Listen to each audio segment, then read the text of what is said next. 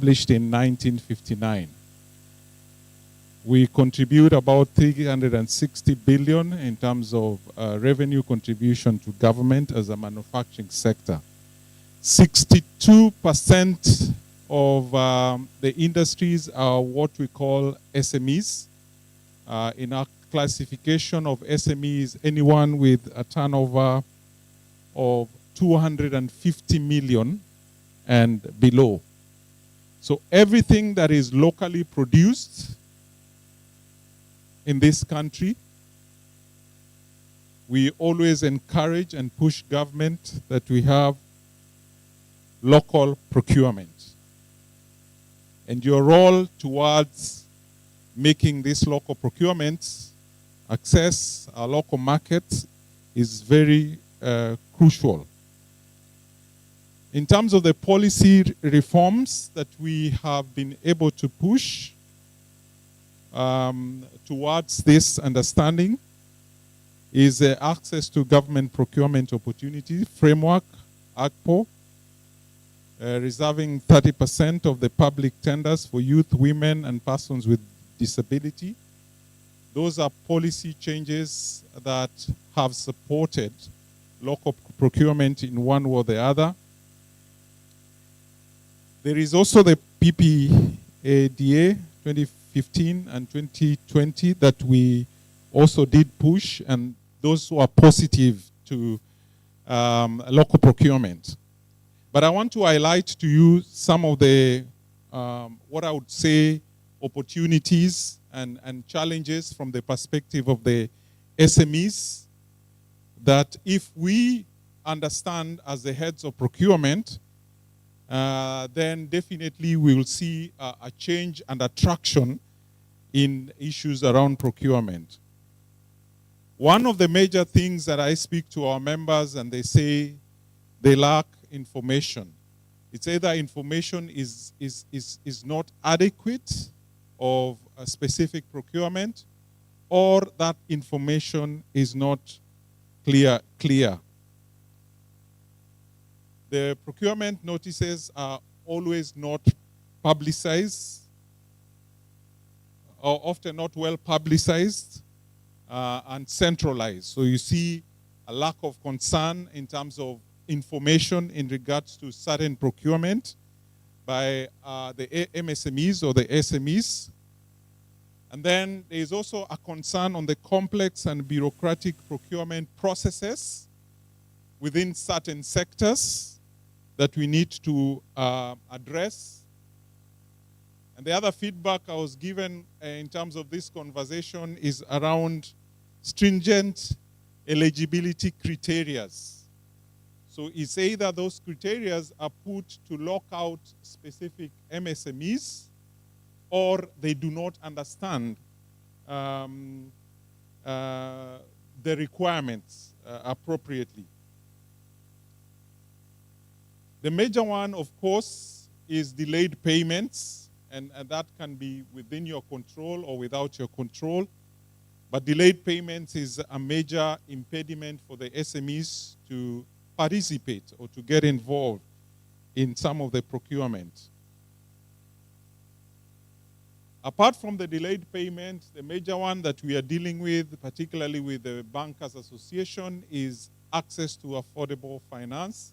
Of course, finance is there, but some of the people may not tender or may not benefit from the procurements or the tenders because they lack affordable finance. That's why you find only well-endowed companies or organizations or people are able to participate in specific tenders. We also have a concern in terms of perception and trust issues that we need to address. This is also from the part of the citizen, particularly the SME. It is not the part of the heads of procurement. Perceptions are created that impede and allow people to participate in the procurement. The last one is around technology. We are in the process of moving into a lot of digitization, and there is expectation in terms of all the processes digitized. So there is also the lack of digital presence in some of the processes that will facilitate easier access in procurement-related matters, particularly for the MSMEs in the field of manufacturing, I would say so.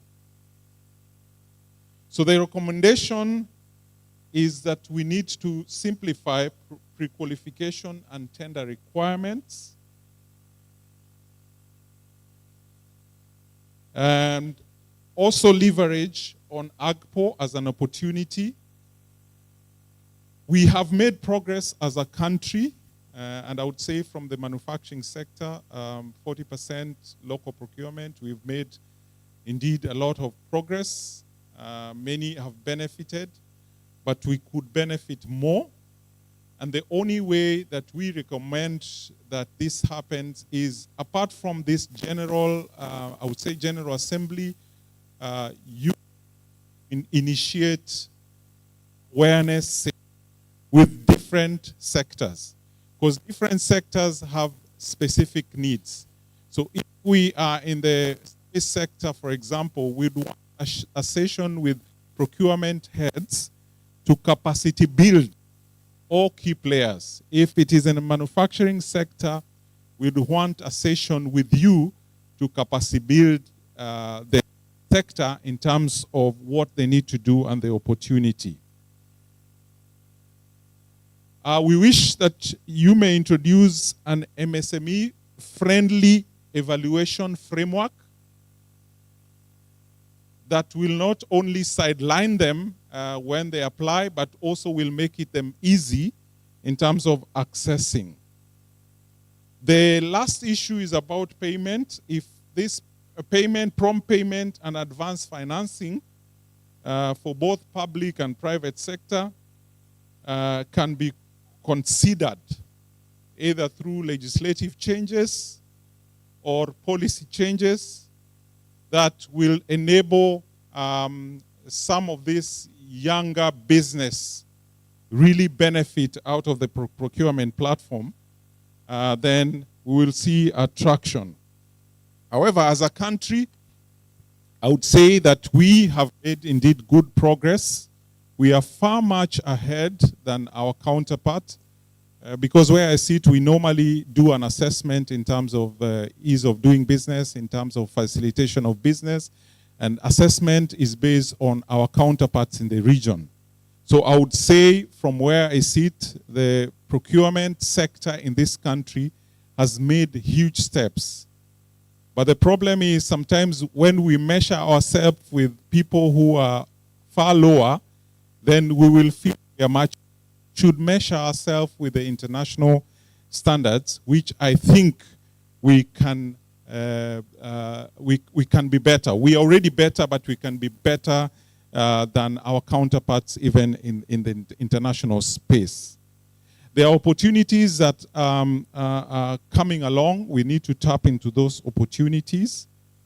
Digitization is one of them, and every institution right now, there will be a requirement that we do invest in digitization of our processes to facilitate every other processes that is required in terms of procurement or any other process. Digitization is crucial. We are having a generation that is also IT or ICT equipped, and our processes need to change with time. So I want to just give you those brief highlights and to say that in appreciation of all the procurement heads are doing, we keep doing the best that we've been doing, but where there is a room for improvement, let's keep improving.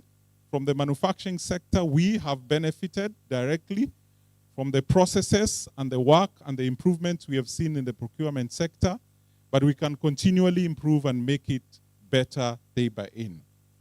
Thank you very much. I know it is hard to listen to me in the afternoon, but thank you very much for listening. We'll have this conversation as we continue. Asanteni sana.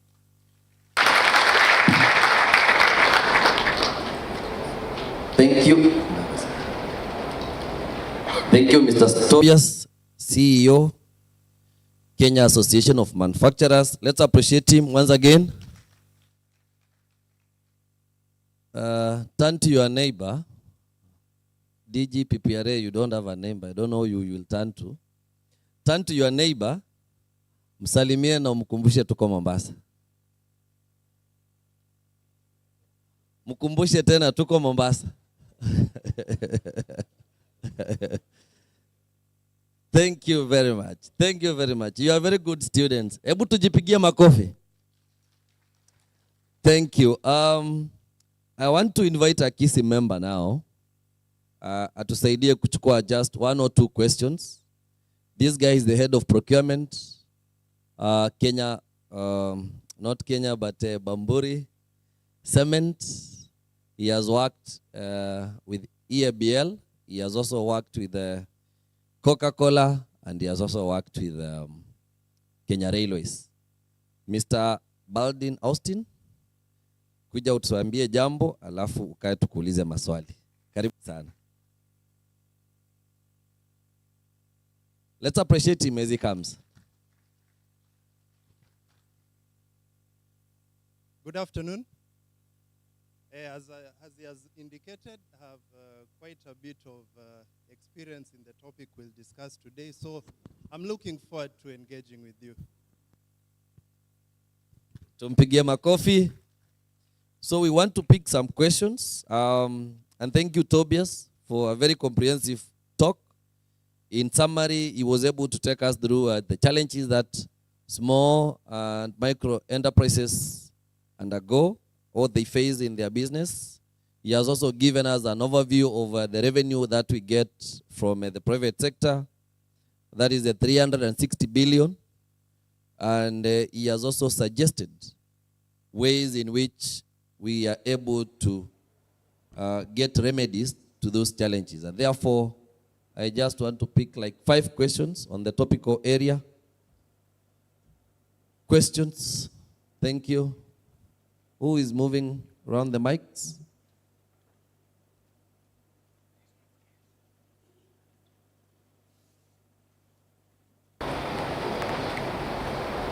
Okay, Mr. Wamidi. Okay. Any other person? Thank you. Any other one? Sawa sawa. Oh, thank you. Asante sana CM. Yes.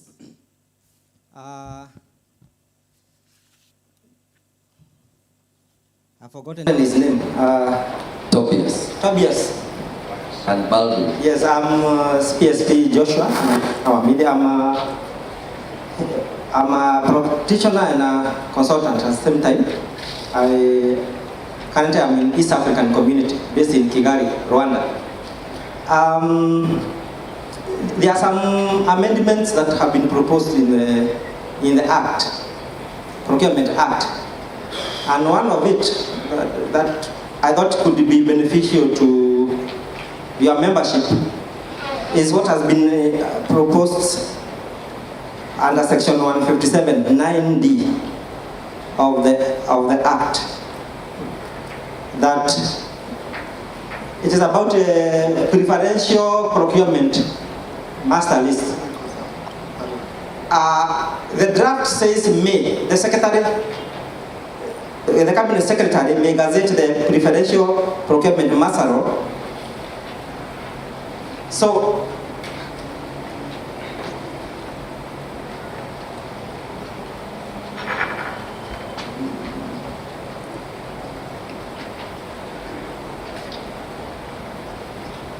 yes, you may proceed. Yes, so in my memorandum to the National Treasury and the clerk, I was proposing that instead of saying may,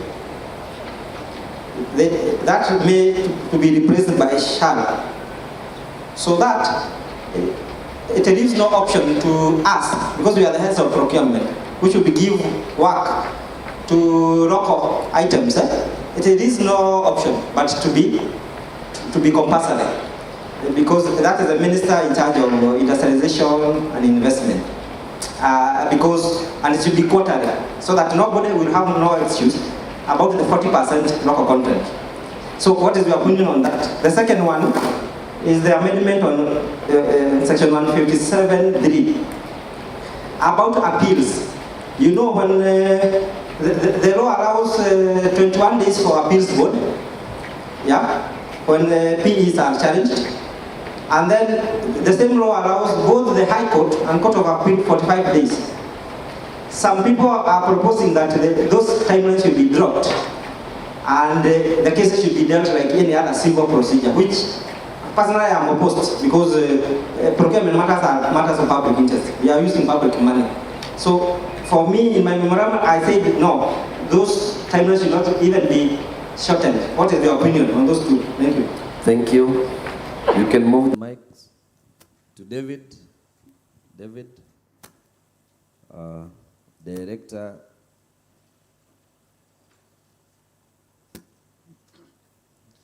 Thank you. My question is directed to the Chair.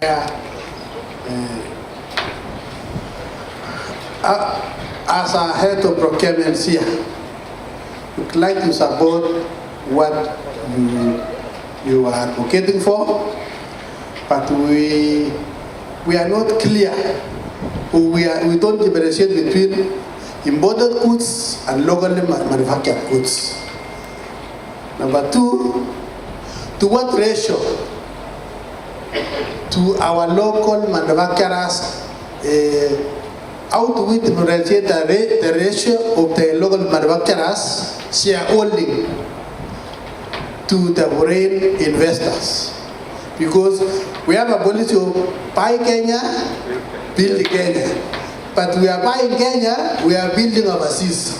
Because whatever you have is not clearly spelled or clearly given in a layman understanding. But in our law,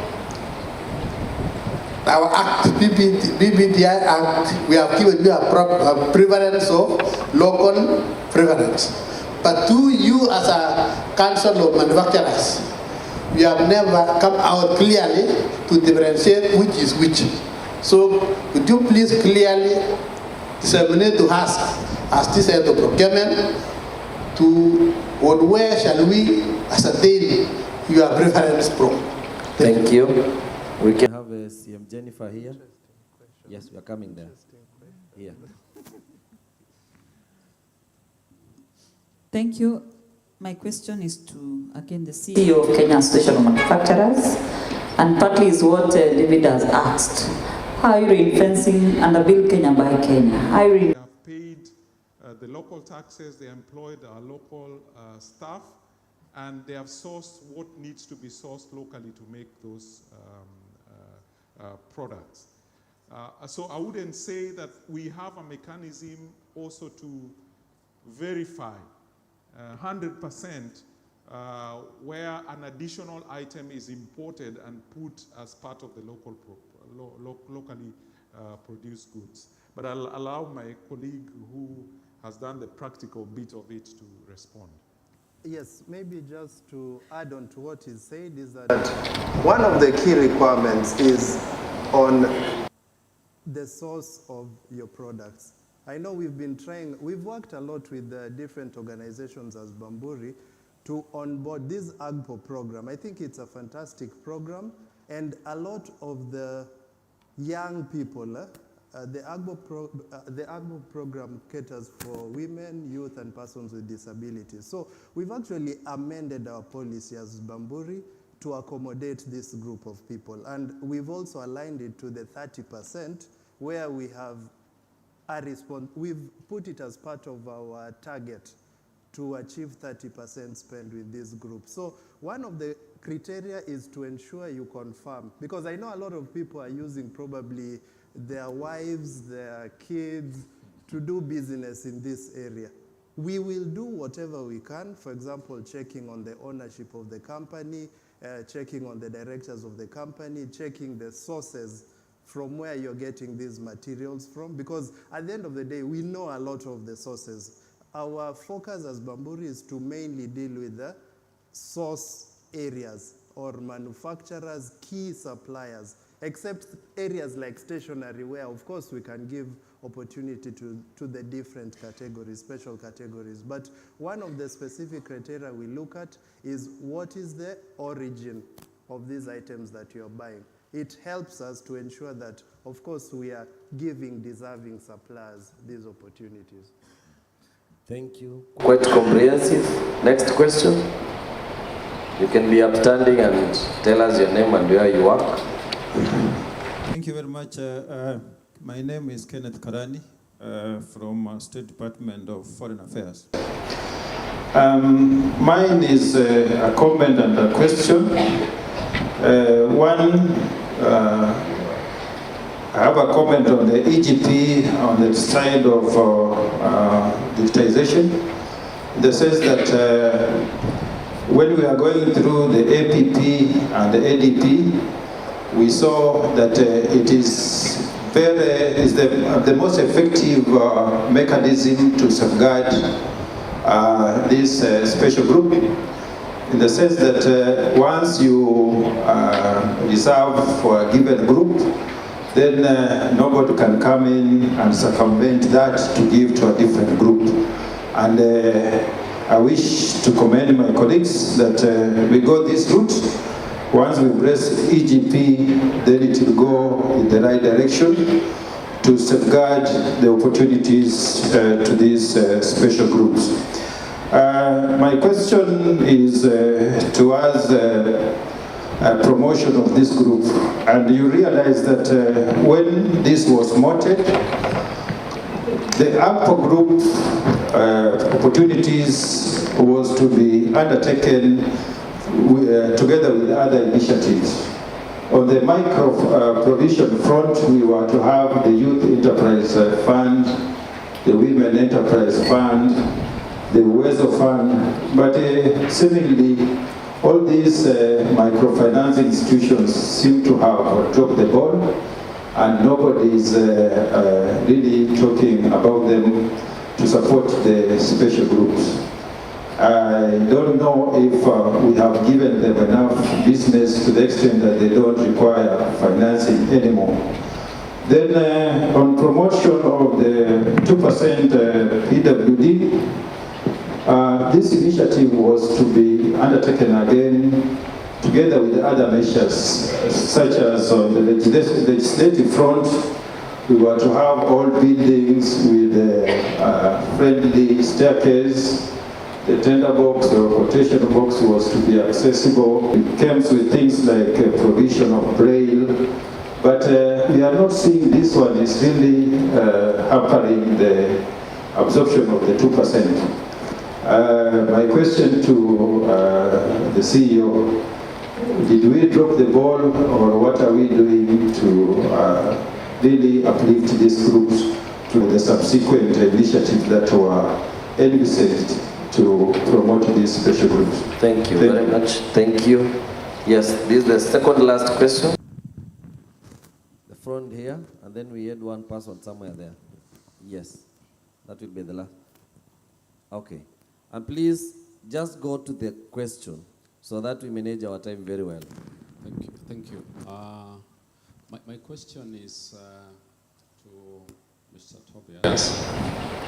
In terms of what the Kenya Association of Manufacturers is doing to be able to enhance these preference schemes in the private sector. But when you look at it, local companies are extremely struggling, especially when they are competing with big companies, the Chinese companies and all that. And I think it's not possible to really just evacuate other companies from the Kenyan atmosphere in business. But I think it's the right time we begin also coming up with initiatives like ensuring that there is what we call subcontracting. Subcontracting, joint ventures, and ensuring that there is mandatory transfer of technology from companies that are working within the country. Such that even if you're doing a job of 1 million, we can't just, it's okay, if you're international, you can win that job and go with it. We also have to begin thinking about how are you going to transfer technology to the local companies. And you must show that or demonstrate that in the course of your proposal when you are submitting the bid. That must be ensured that it is adhered to even in the course of construction or in the course of execution of the contract. Thank you, Director. I think in summary, right? Yes, that will be the last question. Thank you very much, CM. In fact, I just want to respond technically, even as the panel is ahead of us, because he's talking about what do we do, because I believe the solution is right here. In terms of giving confidence to these SMEs, because I'm coming from a mindset of, in Kenya Power, there was a time we were importing virtually everything that we actually used to connect customers. But what we had done is that we have deliberately angled our procurements to local manufacturers. This, what it does, it actually gives confidence to local manufacturers to be able to invest and give, and even the banking institutions to be able to support them. So now what we're doing is that we are not importing any of the simple items you can be able to get: cables, conductors, steel structures. So it's actually, I wanted to appreciate the CEO of CKM because you have supported us in terms of actually cutting down the lead time from 9 months down to 6 or even 3 months. Because some of the suppliers actually are ready to be, and they have the capacity that they have been able to develop over a short period of time. So for us, more or less, is to support them from this very panel, to be able to get that confidence to be able to invest. But further from that, maybe it's just to ask CEO, what are you doing? What are you encouraging our members to be able to also get the technical specs, bring up their capacity so at least they can be able to participate in some of these technical items that will be required by the users here to be able to support the business out there. Thank you very much. Thank you very much. Let's appreciate Kenya Power. That question? Kenya Power, let's appreciate them once again, brother. Jen, Ketrako, is that also happening? Now, support small enterprises. Confirm. Let's appreciate her. Sawa, okay. In summary. I think I can start off, and I think I like what the gentleman from Kenya Power has said, because as Bamburi, we normally import very many materials, and before 2020, we used to import most of our bulk materials. You talk about gypsum, you talk about clinker, but in 2020, we implemented a strategy where we focus on local supply.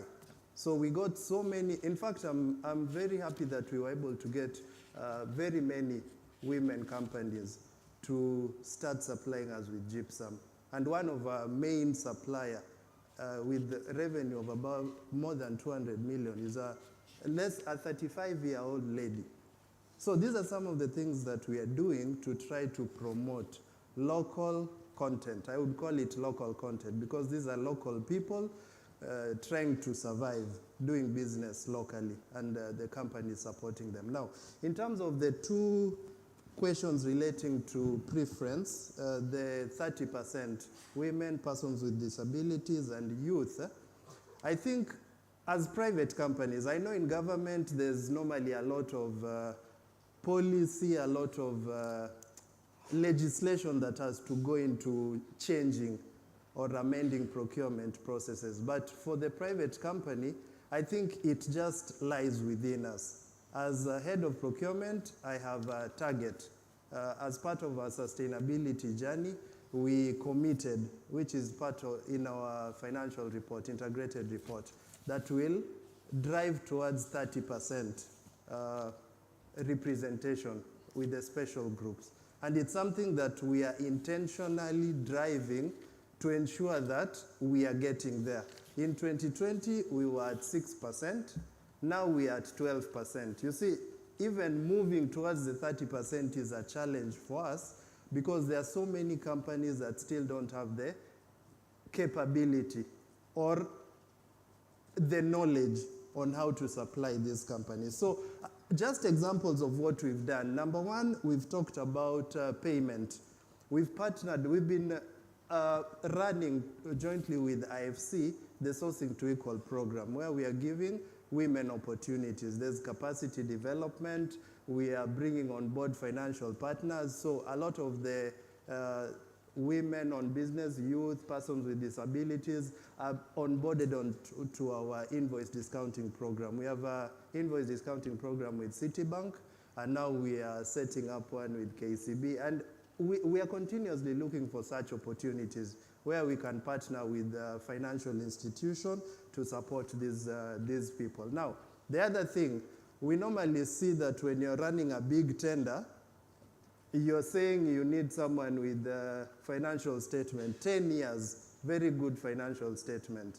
For us, we've actually hived that off. You must only have been in operation for 1 year to be able to do business with us. We'll consider you in that instance. The other thing is around the immediate onboarding.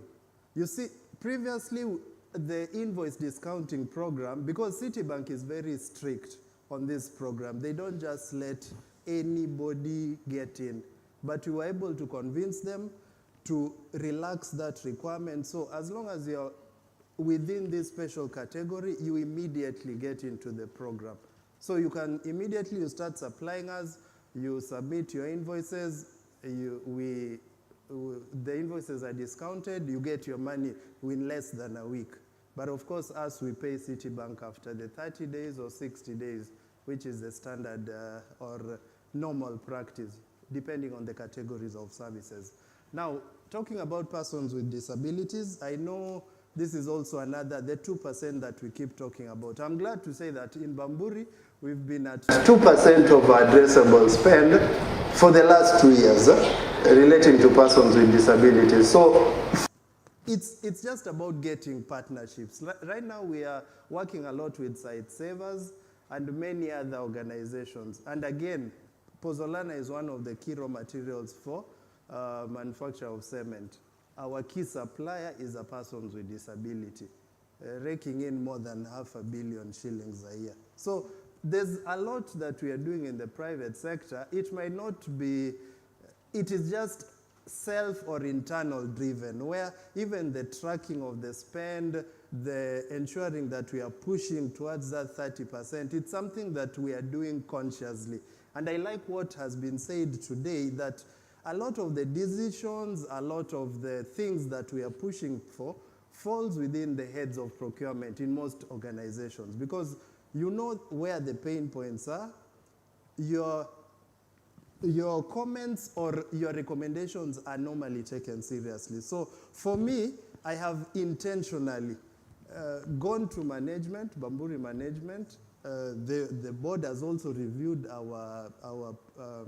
our plans with regards to sustainable procurement. They've okayed it, and we've started seeing the benefits. These people we are bringing up, the women, the persons with disability, most of them are giving us good service. Of course, quality can never and should never be compromised, but we are getting a benefit on the price, the commitment, the flexibility, openness to learn, and always ensure that you're costing your product correctly, not trying to reap as much as possible within the shortest period of time. And we're able to give them longer term contracts.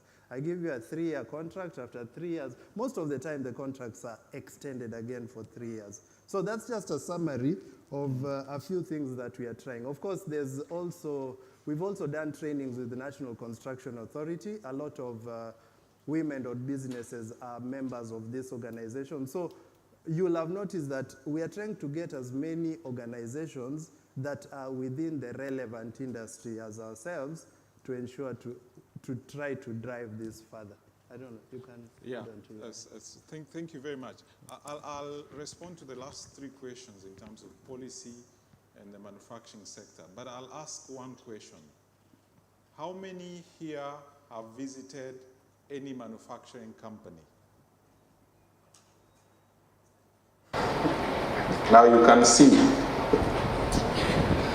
less than 20% or 15% have visited a manufacturing plant. So in our country, it's all about perception. There are things that where we sit, we believe cannot be locally produced, yet they can be locally produced. Kenya Power is a very good example of transition where they made the deliberate decision to start procuring locally all the items that they may need. And it takes time. They started with the cables, now they're also doing transformers. Soon they'll go to do something else. By the time for an investor, you make that commitment that we will be able to procure these items here, then you invest the right machinery to produce those items that can be produced locally. There's a question that was asked about cost and what we are doing. Definitely, the Kenyan manufacturer cannot compete with the Chinese manufacturer because the cost of inputs and cost of production in Kenya is quite high.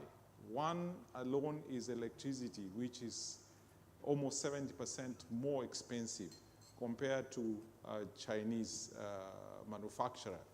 The other one is taxation. And we have been in this space talking about how do we reduce the taxation. So there's a bit that we can do as a government in terms of reducing the taxation, in terms of reducing the cost of inputs. But what we need to appreciate, whatever we can produce locally, let us also procure it. And I'll be talking to the leadership of KISIM, where we make arrangements for these different heads of procurement to visit the manufacturing plants for you to understand what is locally produced. That understanding will make a very good differentiator when you're making now those decisions. My third point is on technology transfer. And I agree 100% with the presenter who did mention that there is need to be technology transfer for the purpose of continuity. And this happens in every industry. We see a lot of new industries also coming in. What we used not to produce some years back, we are now producing here. So we are sort of reducing a lot of importation. Most of the things that we used to import are now locally produced. My last point is, of course, we support the EGP. We believe it will be a game changer, creating a lot of trust in this process. And if we work together, definitely, we can make a difference.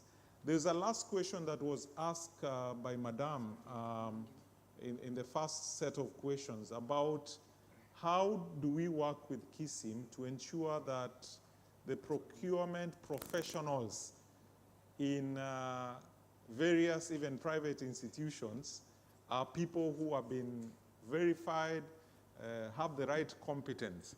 It's a conversation we can pick up with KISIM and see how we need to deal with it, but it was a very good point that I'll pick for onward conversation. Thank you.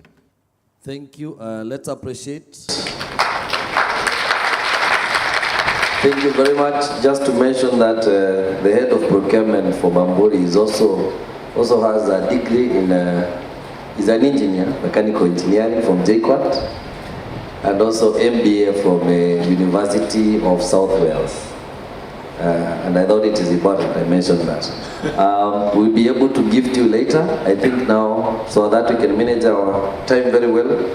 We'll just clap for you as you go back, and then we'll invite you for the photos and things. Thank you very, very much. That was phase 1. Now we go to phase 2. The animal in the house, EGP. I can see we are now 96%. Able to jipigia makofi. 96% attendance. The 4% ni wale labda wamechukua simu nje, isn't it? Ama wale watulii.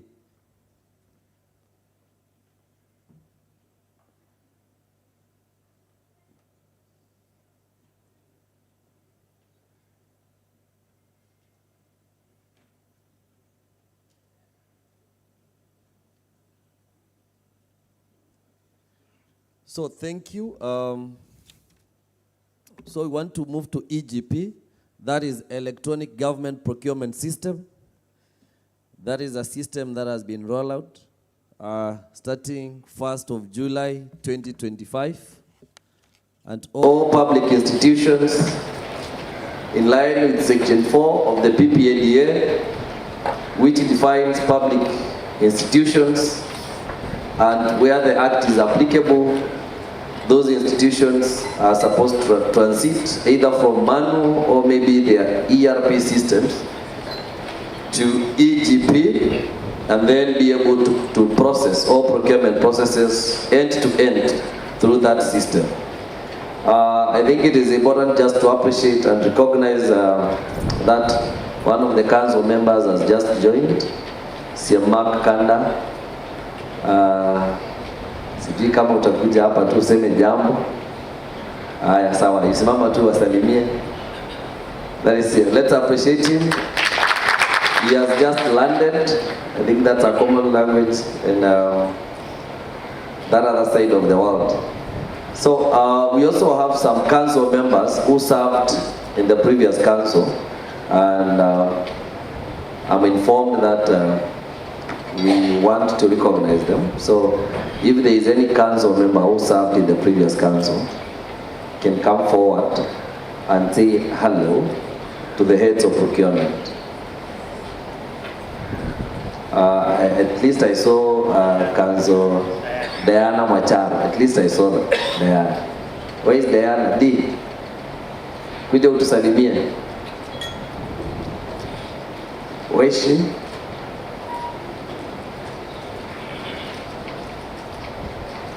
Is Diana in the house? We recognize you in your absentia. When she comes back, you can alert me. I'll give her a minute or 2 minutes to say jump. So,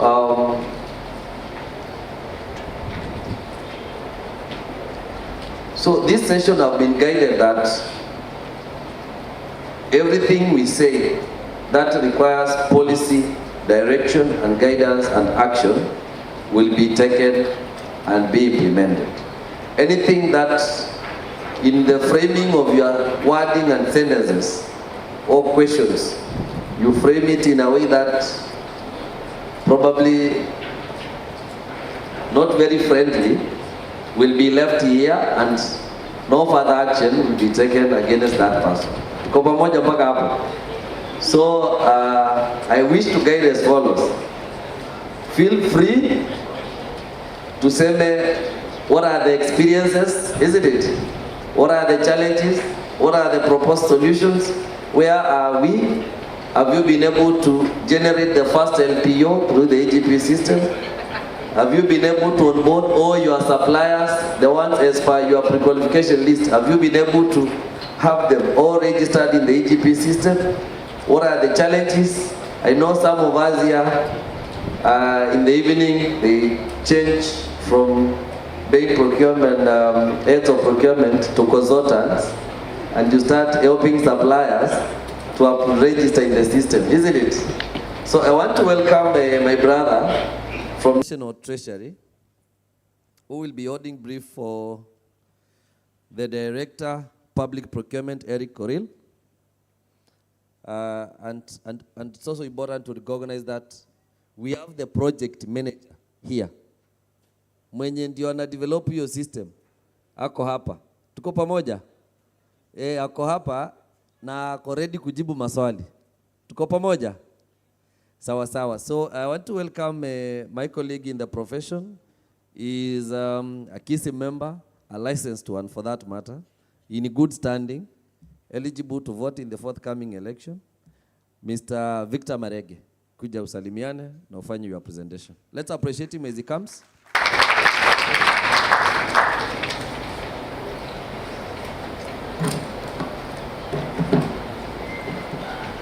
Thank you very much. Mr. Kanyidi will be invited shortly.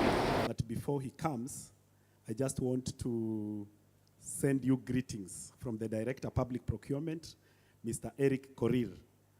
The Director had some urgent engagements which he could not keep off, and that's why he's not here. Otherwise, he was very, very much willing to be here. I also want to welcome you to this session for e-government procurement. Before you listen to the presentation, which will largely answer to the questions that you raised on Slido, and also tell you or tell us where we are I just want to just say two or three things. One is that this is a presidential directive. This is a presidential directive that from 1st July, we onboard to the EGP system. When the president gave that directive, the head of public service picked it up, and he is handling it directly from his office. We have attended many meetings with the DG and other stakeholders discussing on how this rollout will be. And because the head of public service has taken over this initiative, the accounting officers of MDS, who are PSS, are well briefed. In fact, if you go to their offices, you will see them very enthusiastic about this system. So they are well briefed, and they are determined to ensure that it is rolled out. They are aware about the benefits of this system, and we will not talk about those benefits here. For example, reduction in cost, increased transparency, efficiency, confidentiality, standardization of processes, all those benefits, they are well aware about them. But most important, because we are professionals, let's put it this way. This system is here to help us. It is here to help us. It is here to protect us. So let us embrace it. And that is why the leadership of the National Treasury, led by the CS, is also very passionate about this. The CS has issued very many circulars. In fact, one of the colleagues outside here was telling me that those circulars are so many, he does not know which is which. It is passion. It is determination by our leadership to ensure that this system is rolled out. So you will see the project manager come forward and give a presentation. He will be talking about training. I saw some questions on training, on Slido, whether we were ready, whether we have done it well. You will hear that. You will hear something also about integration, registration, and support. But before I sit down, let me talk very, very briefly on support. One of the best support that the CS National Treasury has given us is the guidelines on rollout on the EGP. And we request all of us to read it again and again. Because in those guidelines, we are given a way out of some situations. Yeah? I think the CS issued those guidelines knowing well aware the situation that we are in. For example, he talks about the timelines on when EGP is starting. He says 1st July. But then elsewhere he talks about those procuring entities whose calendar year starts in January or some other time. And what does he say? What does that circular say? It says EGP will be rolled out when that time comes, or the next subsequent time. So it's very, very clear. About supplier registration, I saw questions on slide on supplier registrations. The explanation is there, and it is very, very clear that supplier registration is self-registration. There is a central database at the National Treasury, but we are free to do our registrations. Then we invite those people to participate in our procurements. On G2G, government to government, okay? We say government to government, but it's when you procure from another government entity. That circular is very clear, and that provision is supposed to help us in this period.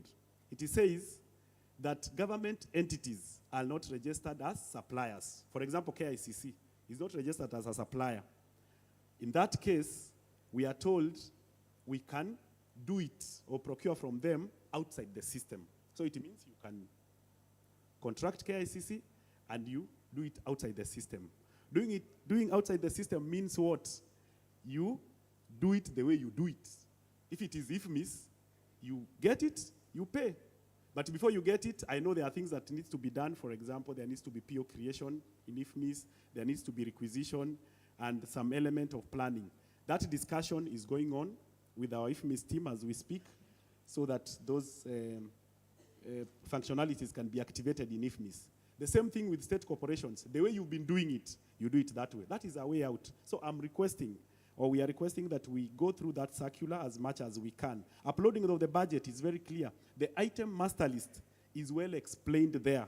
Integration, but most important, ongoing contracts, well explained, where The contracts are ongoing. They were entered into before the start of this financial year. They fall into this financial year. We are allowed to do them outside the system. I saw colleagues asking about pending bills. How do we pay them? That circular is also very clear. What does it say? We should pay pending bills outside the system. Why? There is no process to do to pending bills. There is no procurement to do. You just need to pay. So you pay the way we do any other payment. I saw questions on how do we pay utilities, electricity, water, and telephone. You do it outside EGP. It's very clear. What about development partners? Those procurements that are done using World Bank, for example.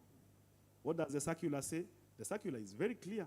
It says you cannot do them in the EGP. But that is where the financing agreement specifies that you use their procedures.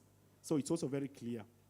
Unless, or this does not apply, where the financing agreement says you use the PPDA 2015. Where you are required to use the PPDA 2015, it means you are supposed to use the procedures that we have in place. So it means we use the EGP. So I urge, or we ask that we review that circular because it will answer most of our questions. And finally, as I sit down, I want to say that those questions that are all in Slido are answered there. The PM will answer others as he's making this presentation that you see on the screen.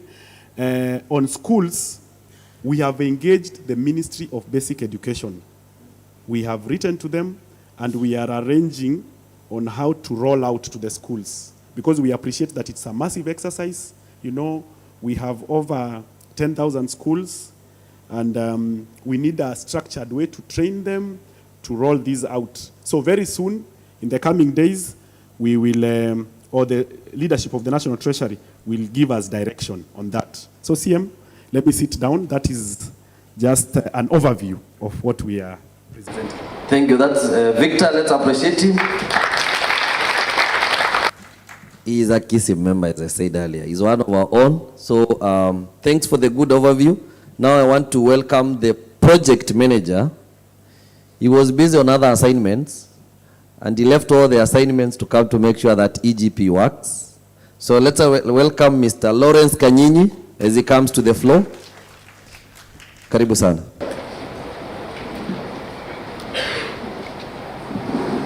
Thank you very much. And I'm here to demystify this animal that the CM is mentioning. So I do note that we have had several interactions, especially on the benefits of the EGP system, the functionality of the EGP system, and also what we mean by end-to-end in terms of ensuring all the procurement processes are embedded in the EGP system. But for today, I think the most important thing is, when do I have the procurement plan? And that is the question that I'll try to answer by the time we are finishing the presentation. So I'll quickly go through the presentation, and then we can be able to answer the questions that you have and the others that you have seen on the slide. Next. So essentially, I'll start with the training. You understand.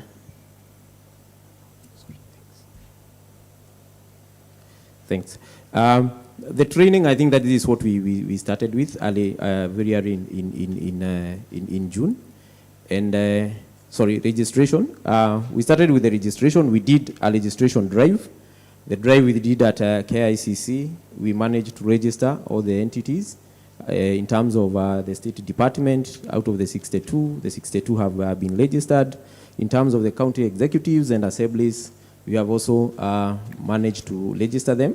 State corporation, we're doing well, at least at 82%. We're remaining with a number of them. Most of these may be the colleges, the public colleges, and also the TVETs. We also have the county corporation. This is more of water companies.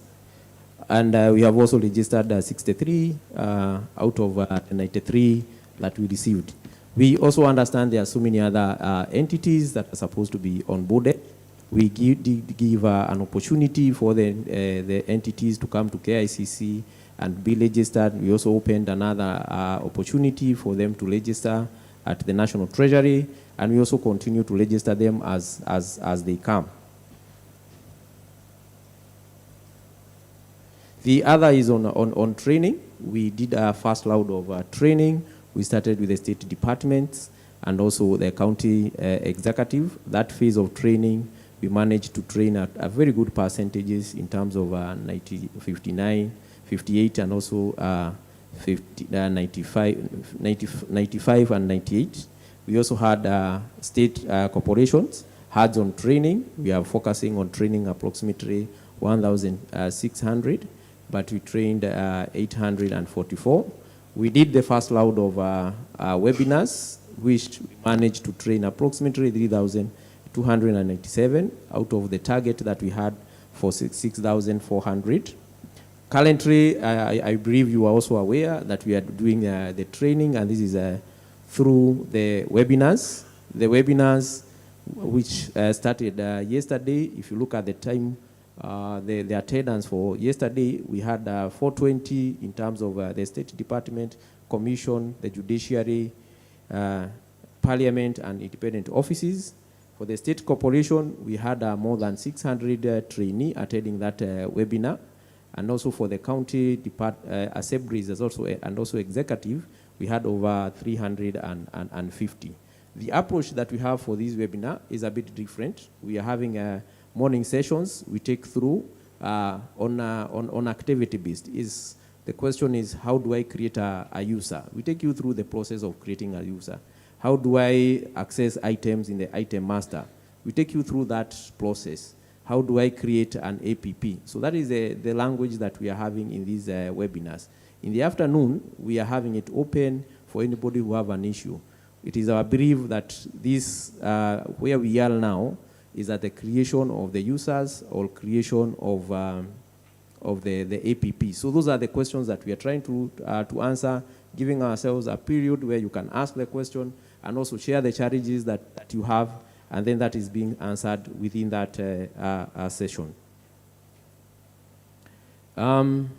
We also plan to train. The first round of training for the state departments and also county government was for the first 4 modules. This includes registration for suppliers, registration for the PEs. We also trained on the annual procurement plan and annual disposal plan. And that is where we added for the state departments and also the county executives and assemblies. So we plan also to have another round of training where we'll touch now all the other modules, starting from the requisition all the way to contract management. And this will be, it is planned to be undertaken in the next week. And this will now be able to cover and ensure that we have covered all the phase 1 modules of EGP, which will include now the state corporations, which we continue to undertake from the registration all the way to contract management. So on the issues of the training, I think we are progressing very well, but also we have received so many requests from MDAs, specifically to come and train the individual entities, which we are now changing this approach to ensure that now we start using the webinar because it is more sustainable than now giving us the TOT to train maybe 4 or 5 or even 10 people. So on the process of us getting to ensure that now we have an approved APP, the first is that the budget has to be approved in the IFMIS. This is for the State Department, Judiciary, Parliament, and also independent offices, commissions. The budget has to be approved in the IFMIS. And this is usually done at the IFMIS level. The entities, these entities are not supposed to act on anything in terms of approving their budget. Once we have the approved budget, the IFMIS, the budget department pushes this to IFMIS, and then from there, the EGP is able to pull that and ensure now we are able to create the directories and to create the directories and also approve the budget. The other part we have for the state corporation. The state corporation, We have thoroughly, I can assure you, trained the finance officers on how to approach the budget in the EGP system. This includes showing them how the EGP template, in terms of how they capture the approved budget in that template, and then it is loaded in the EGP. But this, the uploading and also the approval of the approved budget in the EGP template is also the prerequisite for you to be able now, for us to be able now to create the directories, and at the same time to allow you now to create the users as the head of the procurement, which we agree and we know that the head of procurement is the admin of the EGP system. Then from there, we are able, when we have the users, we have the budget approved, we now have, the users can now start initiating annual disposal, annual procurement and annual disposal plans. So this is what it takes.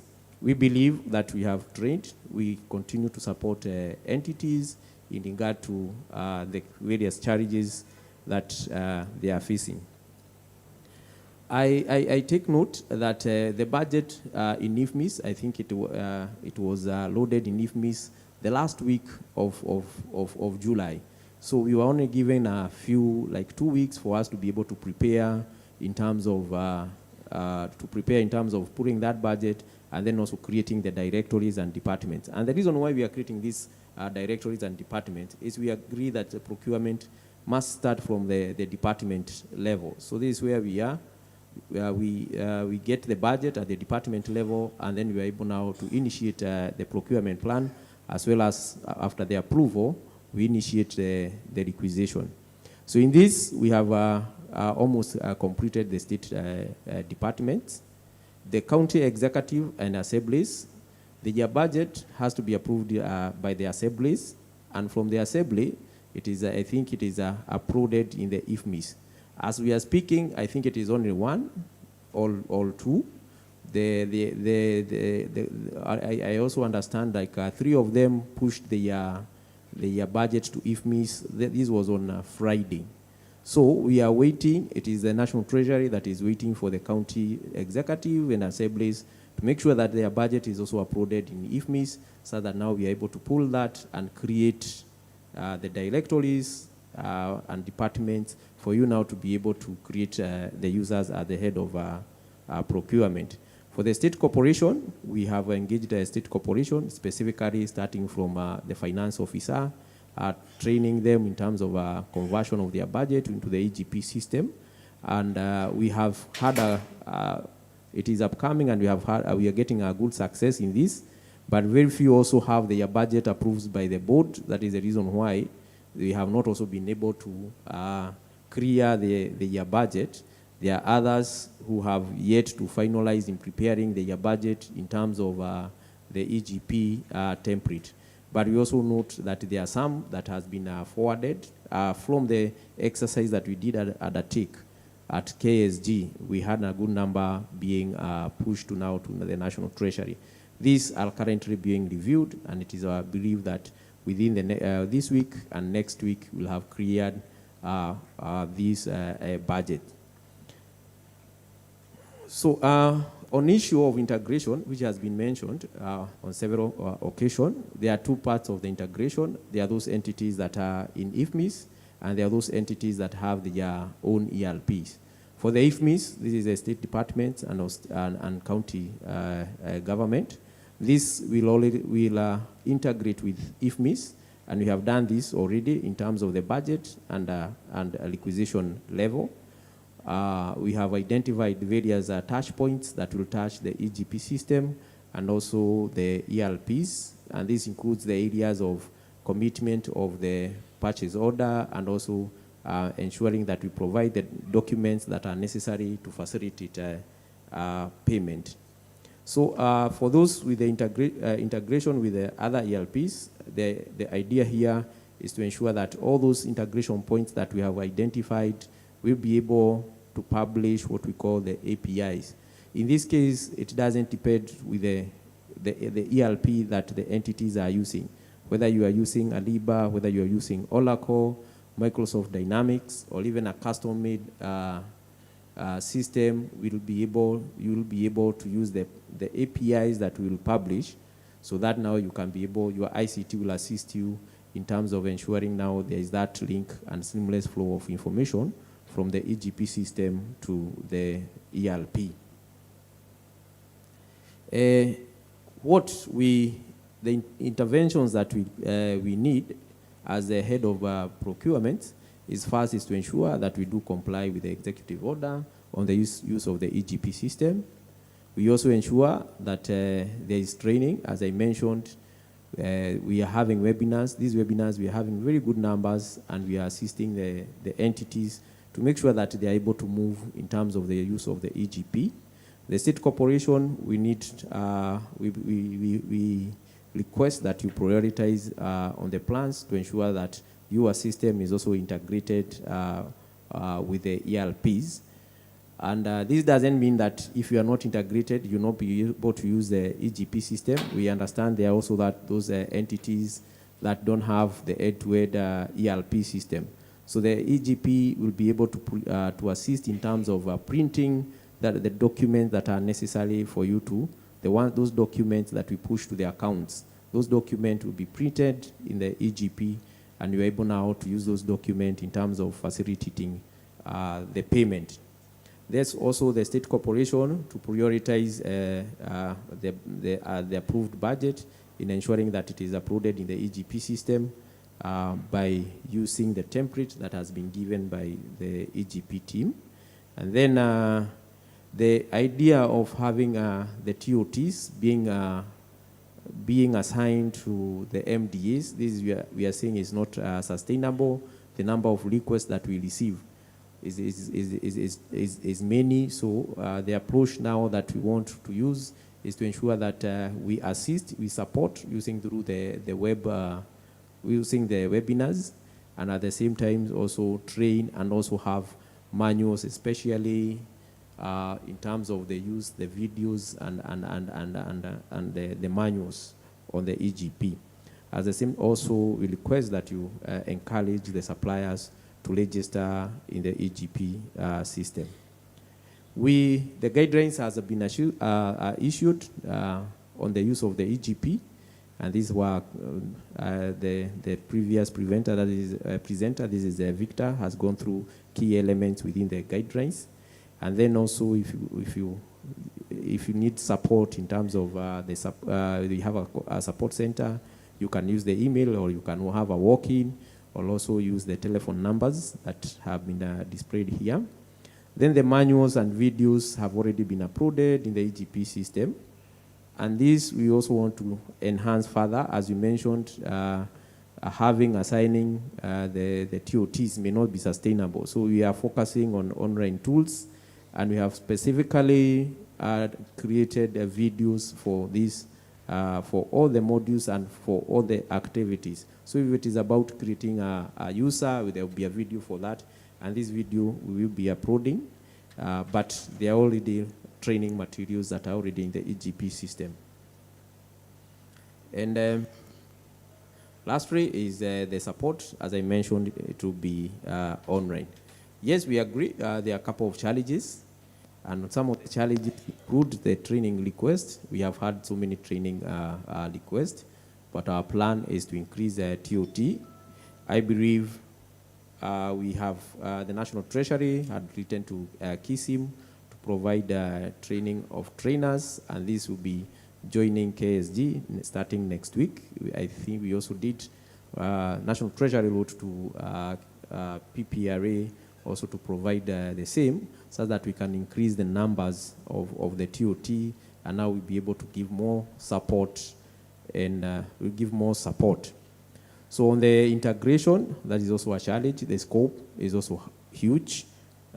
We plan to make sure that we publish on our end, and the MDAs are requested to ensure they do undertake they prioritize on the integration. Budget, some entities relying on the National Treasury to show down the budget may not be sustainable, because the budget also has a limit. Suppliers registration, we had initially, we thought that we could have a high number of supplier registration, but this has taken a time. But now, this is the time now we are seeing that we have an influx. Each day now we are getting almost 1,000 plus for requests for all application. And lastly, the issue of mapping, but this is a one-time, because we are implementing, this is our first year of implementation. The mapping of the directories, this will not be repeated in the next financial year. So we'll be just getting the budget and pushing the budget to the EGP, and then it's already mapped within your directory. But since now this is the first time, and noting the various directions that we have, the various directorates and departments that we have, especially for the national government and county government, that is the reason why we are taking some time, because it's a process that we also need to confirm that it is light as we do the implementation. So asanteni sana. I think at the question and answer session, we'll answer more questions. Thanks so much. Thank you very much, PM. Kumbe unajua, unaketi tu hapo tukuulize maswali. Thank you very much. I want, before, I know you've written down your questions. I think I've written quite a number of questions here to be directed to this team. But I want to invite Mr. Samuel Ndirangu, 3 minutes. Deputy Director, Kenya Procurement and Disposal Agency, KEPDA. Where is Mr. Ndirangu? 3 minutes, say something. Then sit somewhere, and then we'll proceed from there. Karibu sana. Now let's appreciate him as he comes. Karibu sana. Thank you, CM. Good afternoon, colleagues. I stand here and precisely for those 3 minutes that have been given, just to say something little on common use items. And using precedents, I think I should also say that I am currently working at what was previously known as Surprise Branch. I know when I talk about Surprise Branch, every one of us, possibly 90% of us here knows Surprise Branch. It is an organization or an institution, government institution that was created way back in 1960s through circulars. It had been mandated, it has been or have been mandated to be procuring common use items for the national and even in county government. And what we do there is that we normally process framework contracts or agreements. And when we process these contracts, then we are able to upload them in the website, such that when you, the procuring entities, want to procure common use items, you do not have to take a lot of time going through the procurement process, because already there is another agency that has carried out the procurement of the same. So this Surprise Branch previously has been renamed. It is now called Kenya Procurement and Disposal Agency. And by that I may mean that going by that name is that we are an agency that has been created purposely to continue the mandate of procuring common use items for the government. And therefore, even in this intervening period, as we transit to EGP fully, and I think we have no choice, we are supposed to be implementing this. We need to ensure that for the goods or in the intervening period, we can be able to procure using those framework contracts in the meantime. Possibly that will come as when the questions will be being drawn, is that these most of our contracts, most of those framework agreements are coming to an end or expiring within the shortest time possible, possibly between August and December. And as you may be aware, is that the circulars that has been issued by the CS is that there is no extension to that.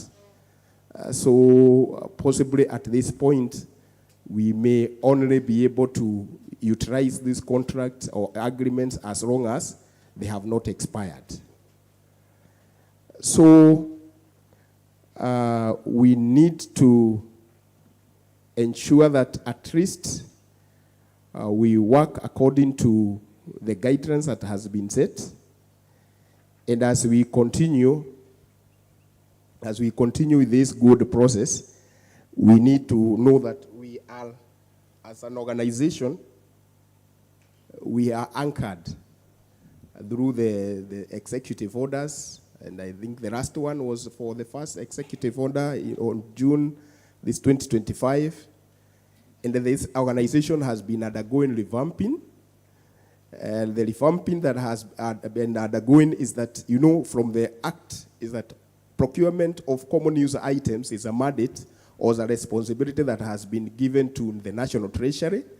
So the first step towards revamping or ensuring that that is done, it was done such that the previously surprise branch was moved or domiciled at the National Treasury. So we are no longer now in the State Department for Public Works, as it were, but now we are in the National Treasury under the State Department for Public Investment and Assets Management. The other issue is that we are aware that this common procurement of common user items, besides the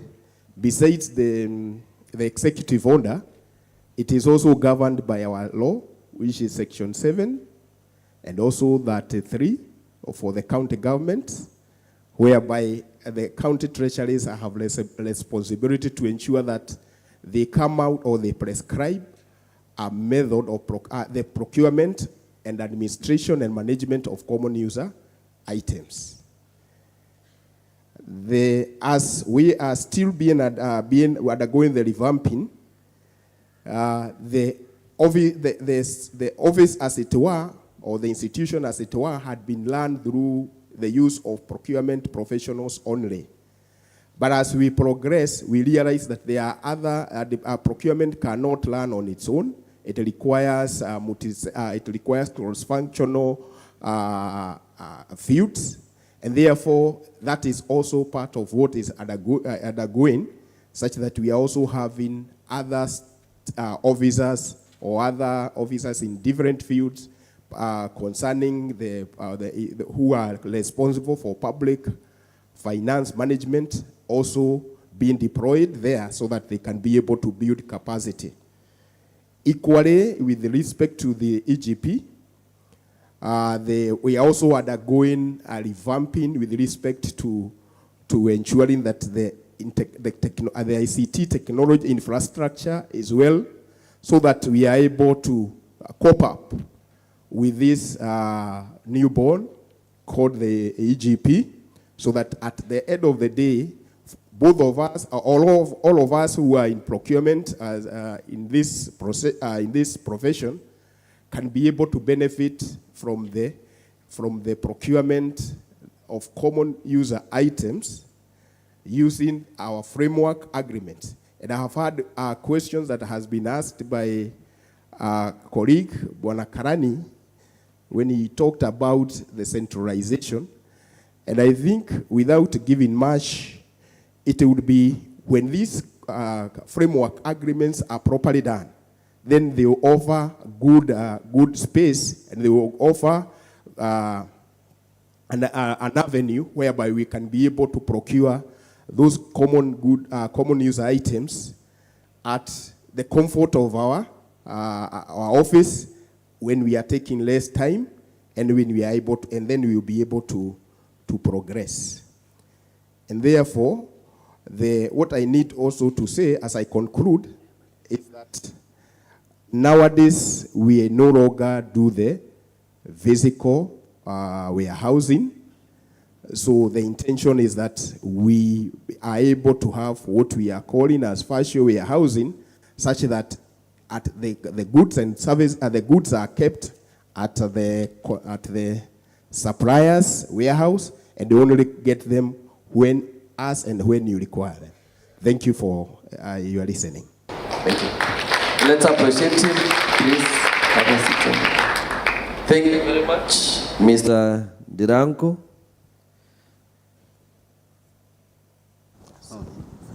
I don't know whether it is by design. Oh, okay. At least this is not from Mount Kenya.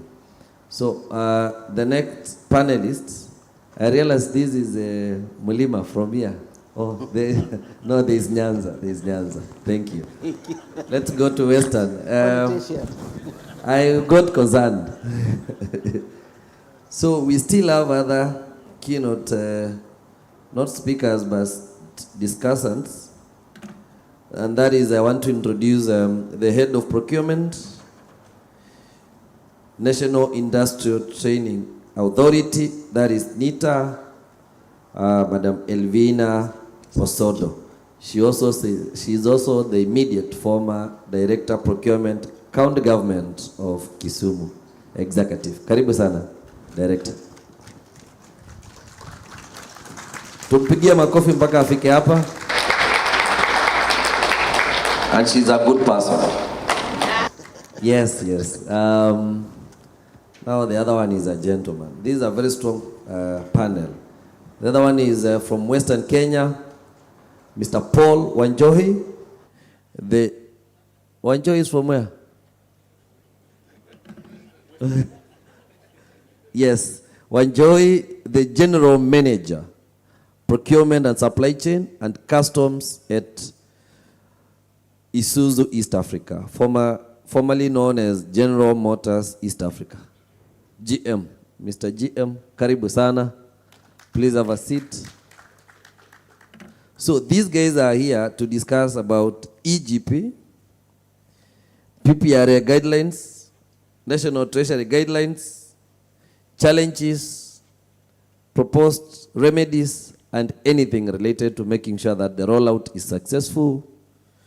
And as we live here in Mombasa, we be informed of the next steps that we need to take. So I don't know how I will be able to pick the questions, but by a show of hands, if you have any question you would want to pose.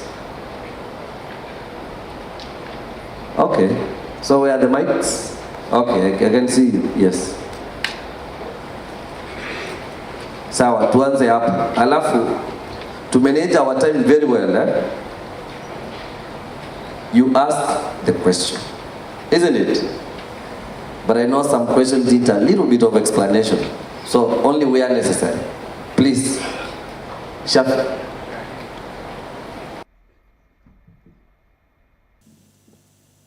Good evening.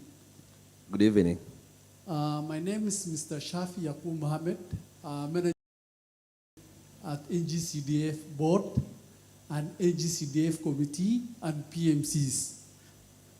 I'm here to represent 291 different accounting officers across the country. The CDF is a very unique organization within the revolving fund. Why is it unique? Because in AGCDF, you will find that it is one organization within 4 different procuring entities. For example, the board is a procuring entity of its own. Then we have the AGCDF committee, which have a different mandate, which is also a procuring entity of its own. We have under section 36 of the AGCDF Act that all the procurement, all the projects are being implemented by PMCs.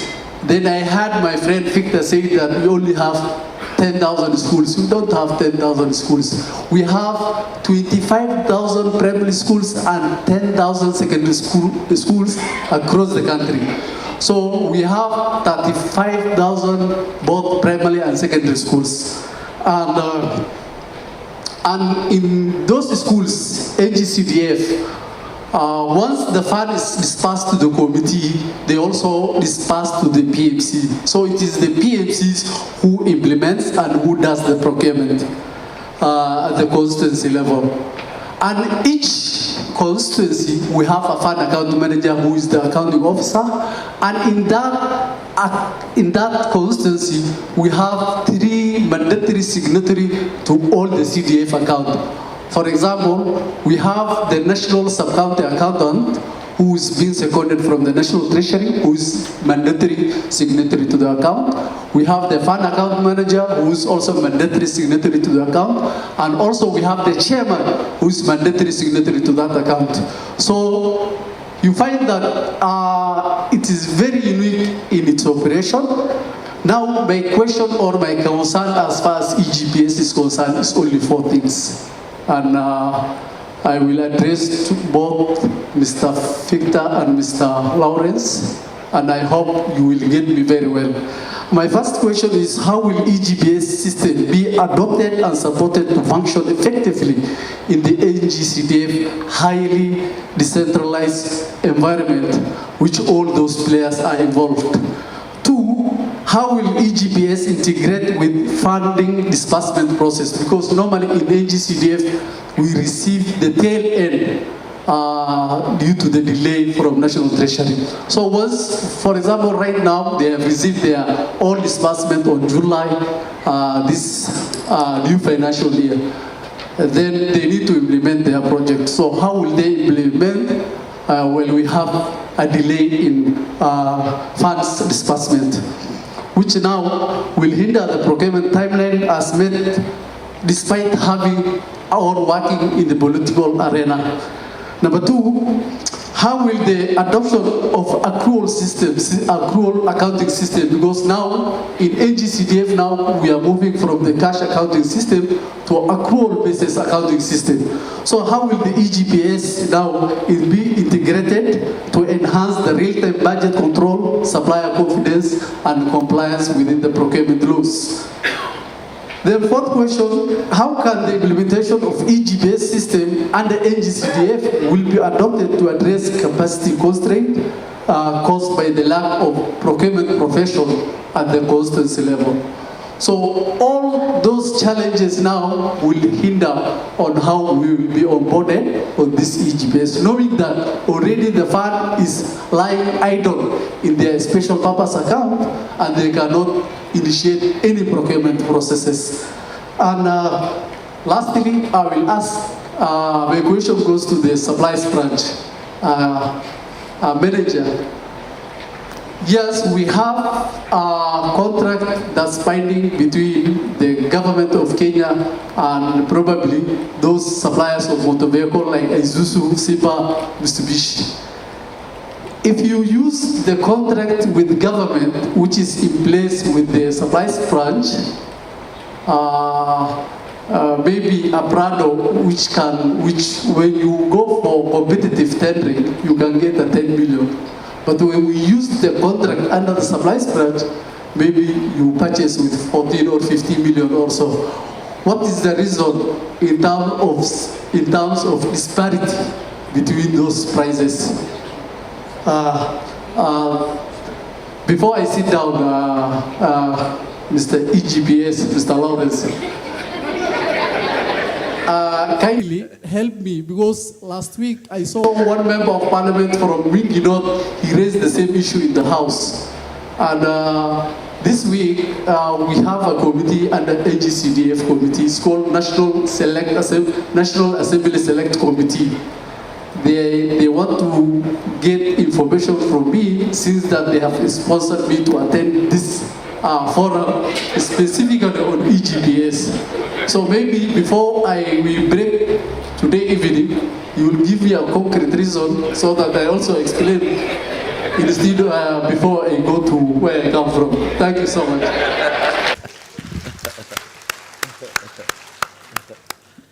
Thank you very much, Mr. Shafi. I think those were very good questions, isn't it? Yes. Okay. So, and I think one of the second last question, I think DGPPRA can also assist in responding, especially it talked about the aspect, I think it was number 3 and 4, decentralization and lack of capacity at the lowest level, and how EGP is going to assist to make sure that that capacity gap is taken care of. So I know. Another question? Yeah, thank you very much. Please say your name and where you work. Yeah, I'm Joel Ngolekong from National Police Service. Mine, I want to start to appreciate the CS Treasury for issuing the recent circular, which clearly at least gave us the guidelines for processing pending bills, and also the processing of classified procurements, which we do at National Police Service, just like ammunition, tear gas, and the rest. And even utilities. I appreciate that so much. Still on the same breath, as a National Police Service, we have a very unique structure where we have the IG and the DIGs and the DCI and the GSU. The same also structure goes up to the OCS, the ward. That is regional, there is county commander. In this case, we issue AIs up to the OCS. We are wondering how really map them in the EGP up to the OCS. We need guidance on that.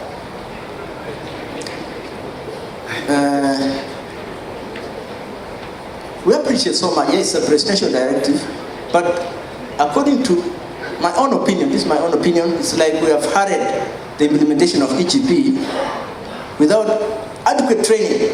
It is a very good system, yes. Just the way we did the IFMIS, we took a lot of time, some piloting was done successfully. So, and I wanted also to know the state departments that were piloted and successfully implemented the EGP from the start to the end, so that it becomes benchmarking for us. Same to counties, if we have few that have really implemented the system.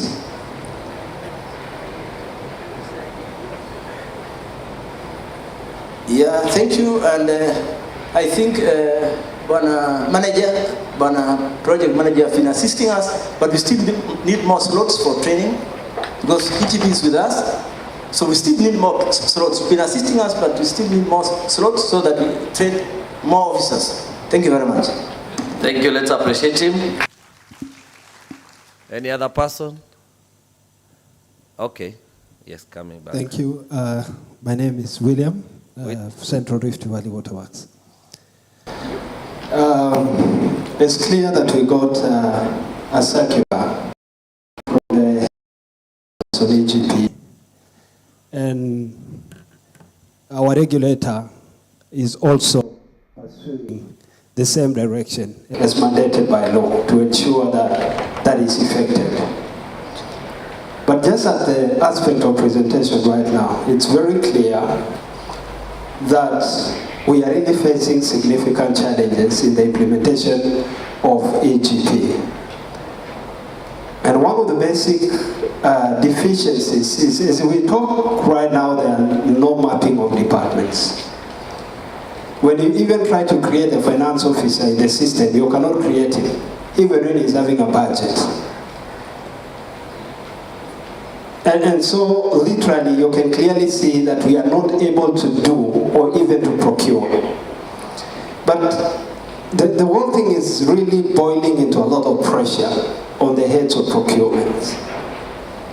It's almost making it look like the heads of procurement are resisting the system, because even the accounting officers themselves are not conversant with the details of this system. So when a finance officer says, I'm supposed to be inputted into the system, and the head of procurement is not able to do that, it actually tends to make you look like you're incompetent. But But the truth of the matter is that you're not able to do it because there are fundamental things that needs to be done so that you can be able to create other uses within the system. And just one member from KETRACO yesterday talked about transformers, about things that are required to ensure that we don't have blackouts in the country. There are many more other things of that nature that are happening in various procuring entities. And the challenge is, if these things happen, who will take the responsibility? I think that's a bigger question. Because there is infractions, we have a circular on that, which touches on service delivery, which touches on targets and all that. So if we get into a situation whereby things happen, then I would most likely think that the heads of procurement might end up carrying a heavy burden on that. So what is the way forward? And my suggestion is this. I think the council members should also assist the PS National Treasury and assist our regulator and assist our HOP, Head of Public Service, so that we get to, by probably highlighting some of these issues that we are facing, so that they are aware that yes, we want to implement a system, but we are having challenges. Because they might not be having those details within where they are. We have the project manager. We are not saying that they are not doing a good job, that the job could even be too much for them at this particular moment. And we need to know that the job is too much, this is where we are unable to do this and this. Let's get a bit of time to work on it, and at least we are aware from where we sit that there are challenges, and it is not like the head of procurements are resisting the implementation of the system. And I think that should be a product of this meeting that we are having today. Thank you. Thank you very much. We can pick the last question. Okay, we can pick like 3 questions. You can start from there. I have the mic. Yeah, yes, proceed. You can be upstanding, say your name and where you work. My name is Beatrice Koske. I'm from Kenjan, and like I said yesterday, you are one of the pilot companies. So I will not want to rain on my colleagues from National Treasury, because we've worked with them a lot towards implementation. However, I just have 2 questions. One is the registration of international suppliers. We heard that suppliers have to register themselves, and we have a lot of international suppliers, especially the equipment manufacturers, original equipment manufacturers. We will need to know how do we onboard them. Because they are international, how do we ensure that they register themselves in the system? Secondly, it's an issue that I raised yesterday, and maybe I'll just repeat it today because the National Treasury are here. The issue regarding the contracts. When we ran through the system last week, because we were trying to see how do we proceed with the system, and I can report that we've already uploaded the budget, and we are in the process of uploading the procurement plan. However, when we were just going through that system, when we reached the stage where you are downloading a contract, you find that the contract you are downloading is a 3-page contract, and I had told the DG yesterday that it is not in compliance with the provisions of the law. A contract has to be constituted according to the provisions of the law, and therefore what I would have expected is that when you download that contract, it has carried forward everything, the special conditions, general conditions, the contract form and all those into the contract that is eventually downloaded or created at the end of the procurement process. So this is just a comment so that you can look at that and see how, if it will ensure that the contracts comply with the provisions of the law. Thank you very much. I think we can pick other two questions. You start from there. Okay. Okay, I'm Robert Chirchir from Baringo National Polytechnic. Okay. I stand here to speak on behalf of different institutions. My accounting officer sent me to this training and go back with an answer because schools are opening on 26th of August. And yet looking at the statistics from the presentation from Mr. Lawrence is that creation of directorates and departments is that we still far away. So the big question is this. Institutions like TVET, we are opening schools on 26 and we cannot move forward in terms of procuring anything. So what is going to happen? And you cannot tell students that atununue kwa sababu ya EGP. So my question to the panelists is that what are we going to do? Because are we going to postpone opening schools? Because we are training students and doing that. So what will happen? Thank you so much. Thank you very much. The last one for that round, here. I have the mic. Hey, procurement. Anyway, proceed. Okay, thank you. And my name is Edna Sawe. I work for Kenya Literature Bureau. And our mandate is to print and to publish education material. So my question is to the National Treasury. We realize that there's no provision for PEs to be registered as suppliers in the EGP. KLB does not depend on the exchequer for revenue. Most of our revenue is generated from bids that we participate in, that PEs advertise in the portal. So how are we going to ensure that there is business continuity when we are locked out from participating as suppliers?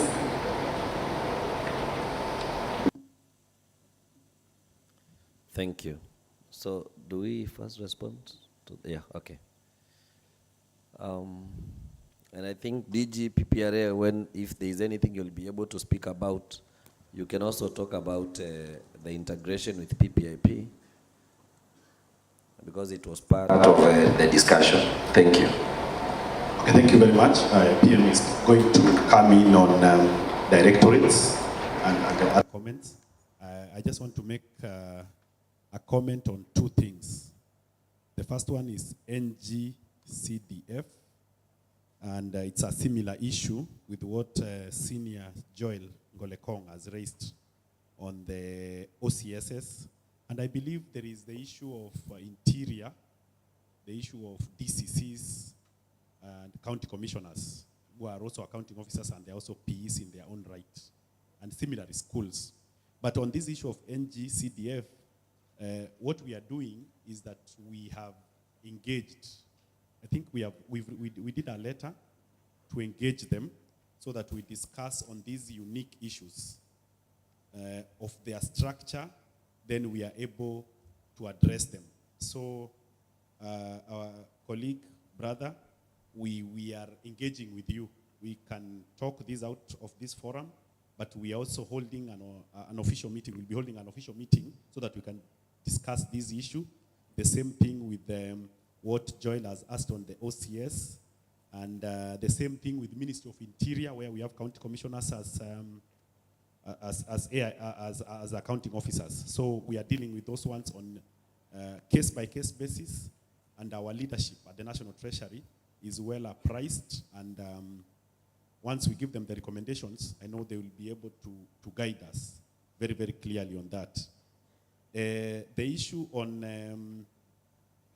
Edna, let me speak on the last issue, then I give you PM.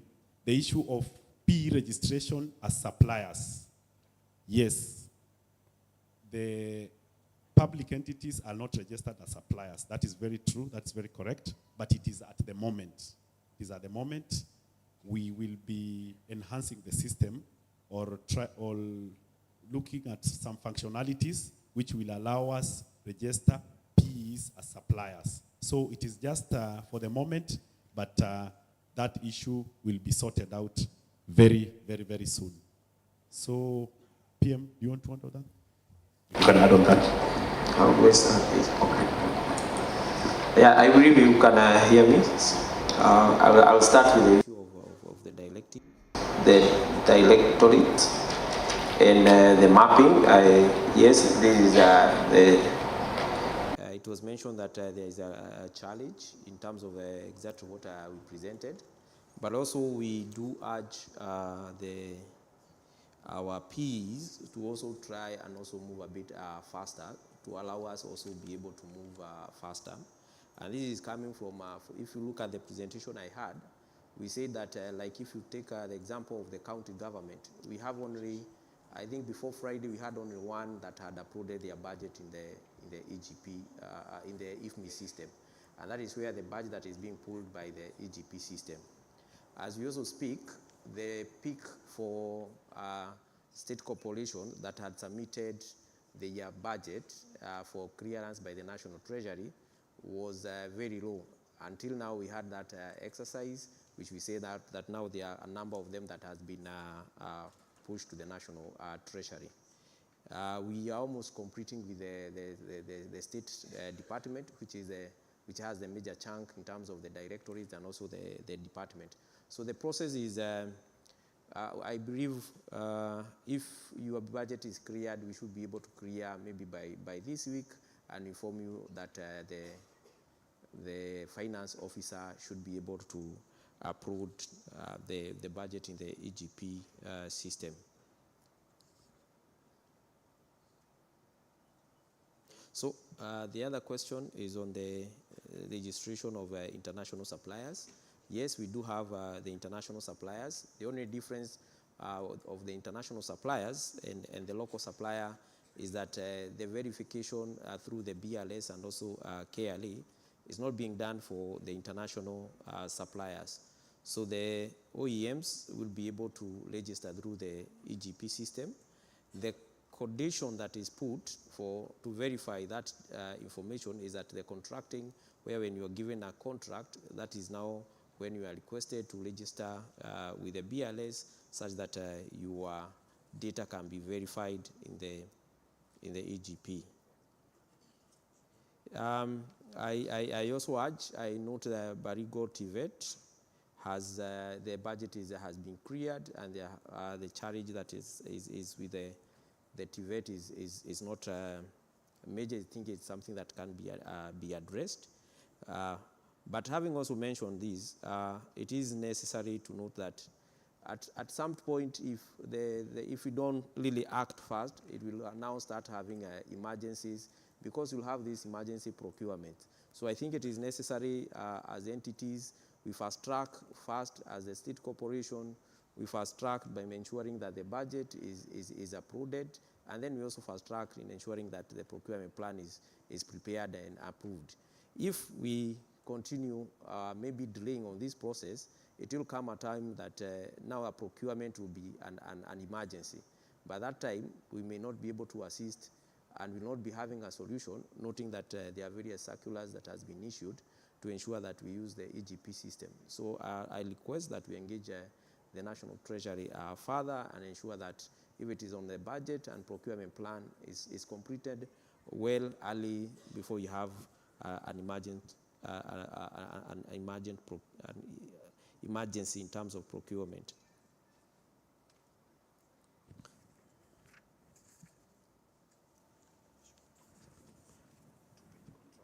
Sorry, yes, two-page contract, yes. The two-page contract that is being downloaded is just that part of the agreement. But all the SECs and the GCCs are within the EGP system. Remember, in this case, the SEC, that is a special contracting conditions, SECs, you are doing that on a form base. So the forms are already within the EGP system. But if you want to wish and go ahead and also print that, that is also printable, and you can be able to print, and now you can also embed in the other contract. But the part that is being printed is just the first part of the contract agreement. The way we know the first few pages, that doesn't include the GCC and the SECs. So if you want, you can proceed and also sign out the whole compendium of that contract document. Any other?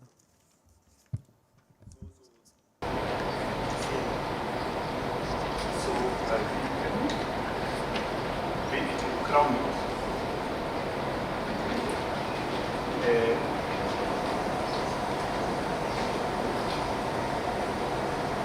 yes, maybe to just watch the PM saying about mapping of directorates.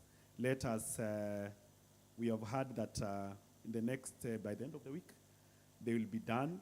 And I think let's now think about the process of procurement, the process of doing the procurement plan, of procurement, of telling our suppliers to register in the system.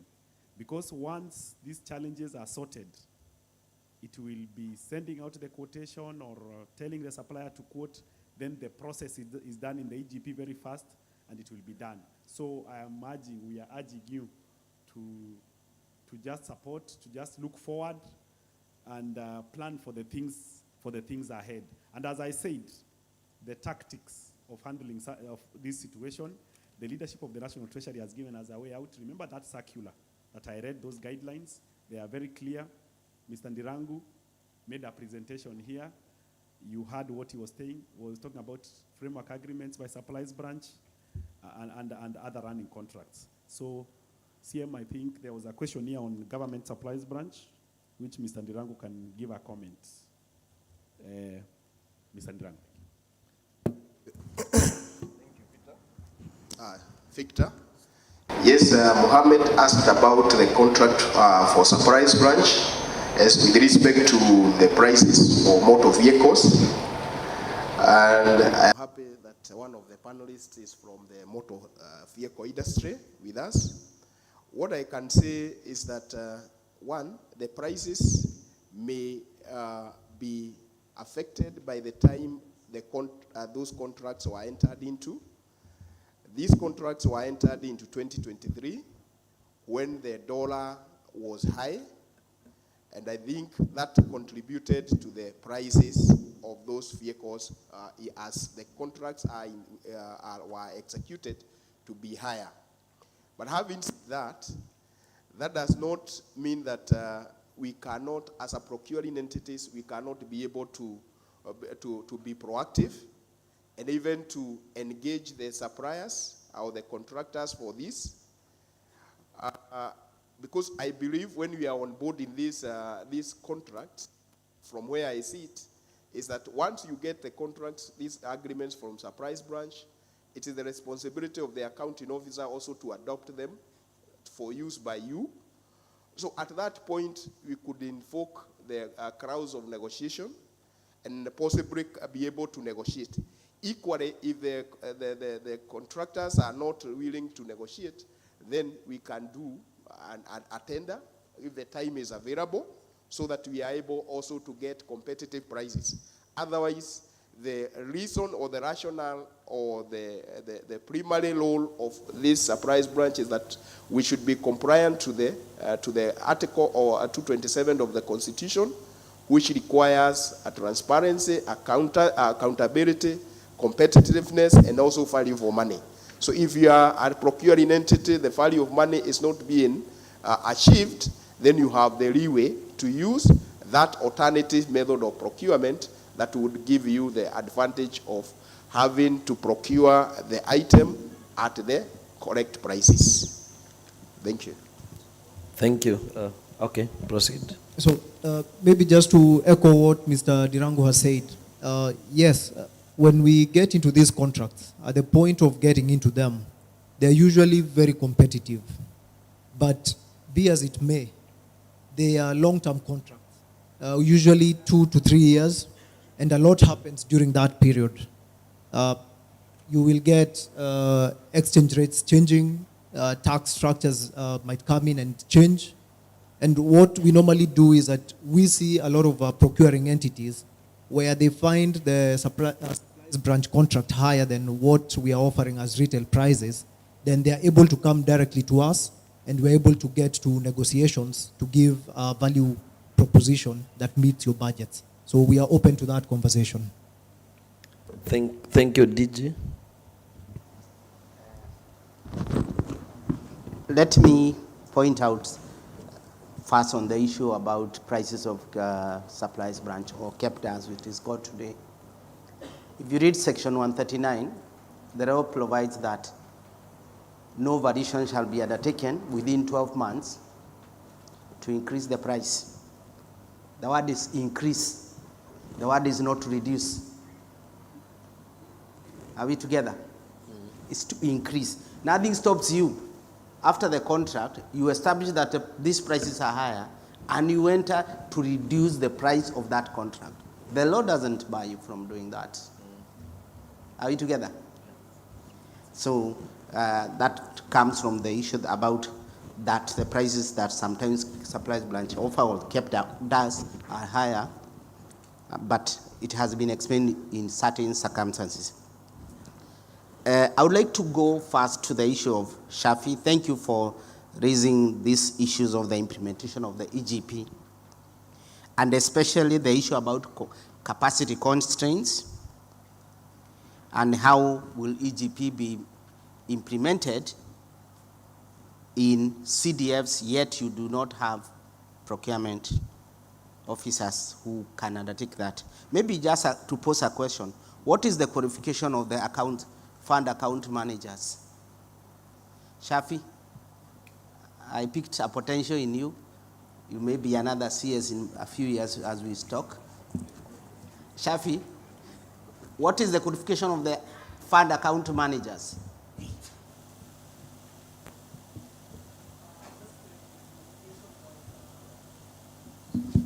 What is their qualification? You can. Okay. What I was saying is just like an entry point where you need a degree in accounting, finance, then experience at least 3 years, CPAK. Yes. Thank you to come out clear. Fund account managers and who are the accounting officers are accountants. Why not supplies officers? These CDFs are managing more than 100 million. Unless somebody convinces me that I did not go to school, if I'm recruited to procure goods and services for 100 million and I cannot save 5% of that money, then I have no reason to be in that office, isn't it? Yeah. If you can save 5% of 100 million, how much is that? How much? It's 5 million. How many of us here earn 5 million in a year? So the argument that the NGCDF cannot recruit procurement officers to procure at NGCDF in the 290 will not sell. DG, can I also explain something very small? Sorry for interacting or interjecting. Not only NGCDF, apart from PPRA, the rest of other organizations or other advert, there's nowhere they say someone must possess, a CEO must possess in the qualification procurement. It is across the country, apart from PPRA. The point I'm trying to put is that there is no any reason why those NGCDF should not be having procurement officers. And I think this is the right time. And I do hope that the EGP will provide that for you to sign a professional opinion, your practicing certificate must be populated in the system.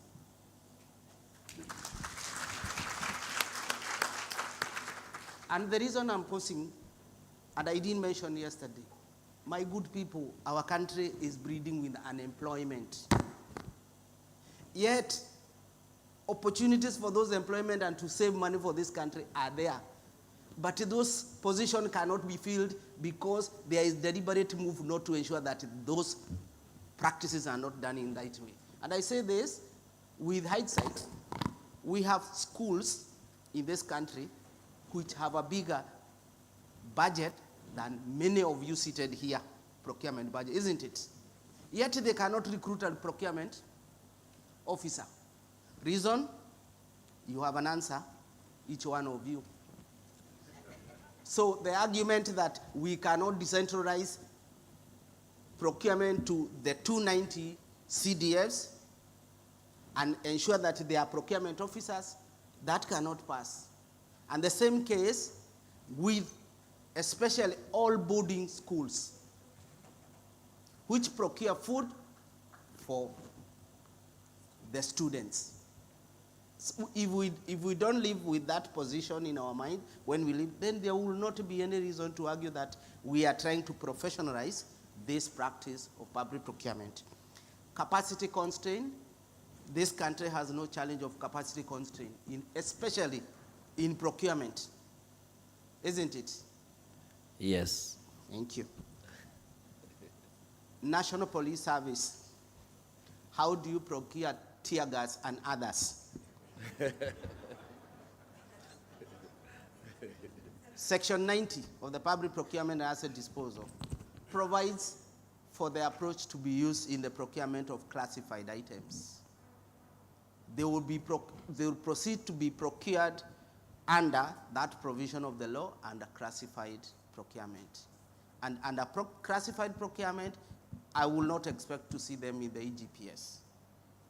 But all those items which are supposed to be procured like any ordinary item must be procured at the EGPS. There is no exemption to that. And that goes further. I have seen a question which has been posed. Is the Ministry of Defense expected to implement EGPS? Yes, it is a procuring entity under Section 2. How to map out the OCSs, the OCPDs, and other agencies in the police service, as long as they take a role of a procuring entity. By whatever definition, they remain responsible to implement the EGPS. William from Central Water, you came out very passionate about the fundamental issues that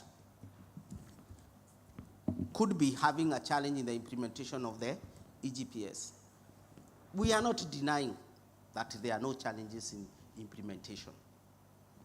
We are only 1 month and 12 days to the financial year.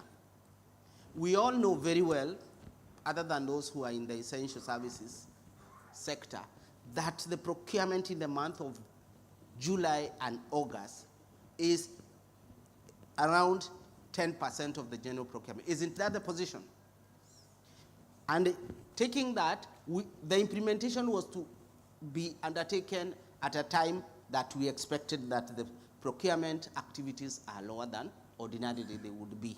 We wouldn't have brought this implementation of this system in Q3, in Q4, because you all know that most of you were concluding the procurement for the last financial year. So the timing which we are in was purely planned. There's no any issue where I've seen that, why was there a hurry? My good friends, we say that we are the giant of East Africa. Rwanda have their system. I hope Wamidi is here. Tanzania has their system. Uganda has their system. What is this about our country? We are very good in everything else, but we cannot implement an e-procurement system for the country. No, look, let's be serious on this one. There must be a fundamental reason why it cannot be implemented. And the good thing, as we speak, the administration is ready to ensure that this system must be implemented. And I can assure you, there is no backtracking. As to whether National Treasury has too much, no doubt. Dealing with 34,000 procuring entities, with a structure maybe of 20 people in the National Treasury who are managing the AGP system, it is too much. But there are solutions that are being put in place, like moving from physical trainings to the webinars, ensuring that all those trainings are recorded, ensuring that there are manuals, as you did see what Lawrence Kanyinyi presented that there are manuals. That will ensure that we resolve this issue of knowledge transfer. But I'll also come out very clear to say there is no way you are going to get physical training for even assume 60,000 people within 2 months. However much you would have wished. I know, I can see you are getting, but this is the elephant in the room. Yes, proceed. On Baringo National Polytechnic, the question about the schools are opening, it is very true that there is need to fast track onboarding of all those national polytechnics, and also as the case for the schools. However, we still want to point out, in case you are not able to be onboarded in good time, but there is a national polytechnic which has been onboarded, please, the law provides that your procurement responsibility can be transferred to that procuring entity which has been onboarded. Yes? Yes, it is there. If KPA, which is in this coast region, has been onboarded, and I would have wished if Jennifer can, CM Jennifer or the GM procurement for KPA to talk about it, if they have been onboarded, why can't they assist Kenya Maritime, if they are not onboarded, to procure under Section 52? Yes. Okay. From there was the question about KLB. I believe that issue is being resolved. On the integration of Public Procurement Information Portal to the EGP, a circular was issued that effective 1st of July, the PPIP portal will not be any further be receiving new reports. You will have to provide the reports through the EGPS and with the integration so that you don't have to report in two systems. Once you post your procurement plan in the EGPS, the same information is pulled into the PPIP portal. So the integration, that is already on course, and we should expect that by the time you are starting the procurement processes, that the same information will be in the PPIP portal. On, finally, networking connectivity in some areas. No doubt there are areas which have connectivity with respect to internet connectivity, but I believe if we can deal with 99% and there's that 1%, it can be subject to Section 52 to transfer. Thank you. Thank you. Let's appreciate the team here. Elvina, any comment? You'll speak. Okay. Please say something, Madam Director. Yes. Yes. Good evening. Good evening. I hope the practitioners are well, and I'm well. I'm so happy that we are seated up to almost 6 in the evening because of the elephant in the house. For me, from a practitioner's perspective, I'm supporting the DG because we have a solution. As much as it is going to take long to get rolling, this is a solution for us. I've been in the profession long enough, but the manual system that we have used, especially us who are in the sagas with the different ERP systems, I think we are sorted with the EGP. DG, what I would propose to be done, because I've gone to Treasury myself, Mr. Kanyinyi here seated has been of help. In fact, he has managed to give me trainers purposely for my organization or my institution. But what are we afraid of? We are afraid of change. But the change has come, and we must face it.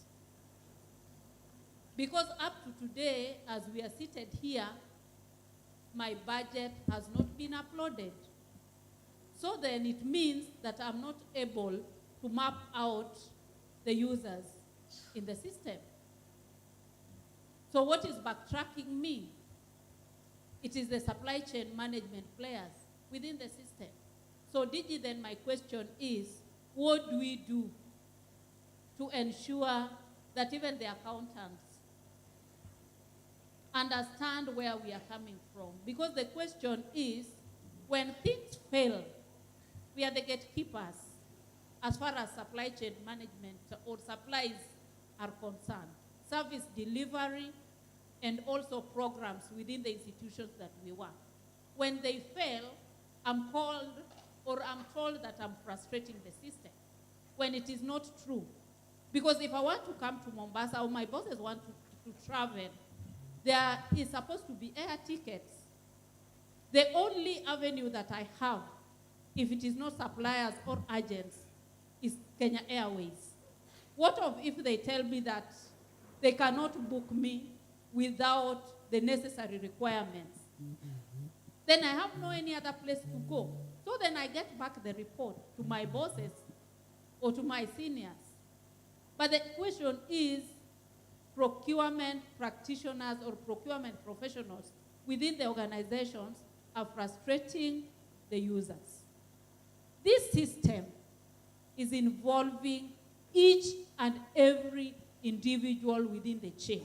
And each and every person must play his or her rightful role for us to process. So for me, I'm actually supporting the system from a practitioner's perspective. It has to start from somewhere. Guys, we must agree that we must have a system and a working system in place. We will be frustrated, yes.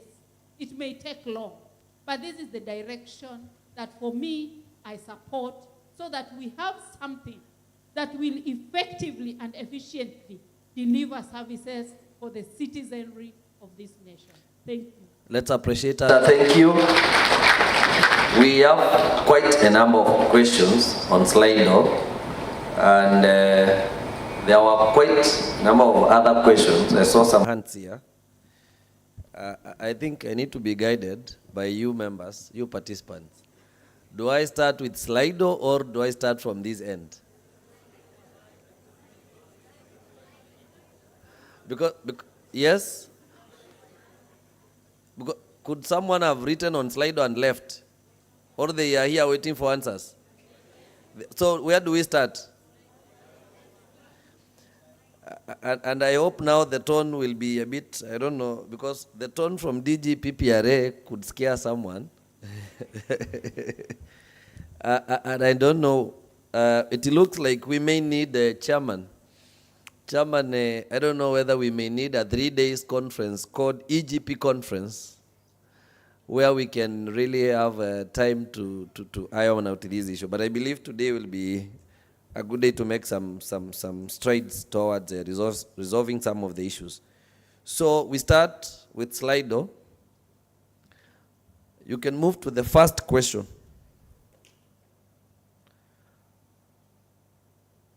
Okay. So the question is, why the hurry on the implementation of EGP? Why? I don't know who will answer to that, but that is the question. The next question is, can we extend a contract for maybe 3 months as we wait for EGP to be operationalized? This is to allow institutions to run as the new tenders are running.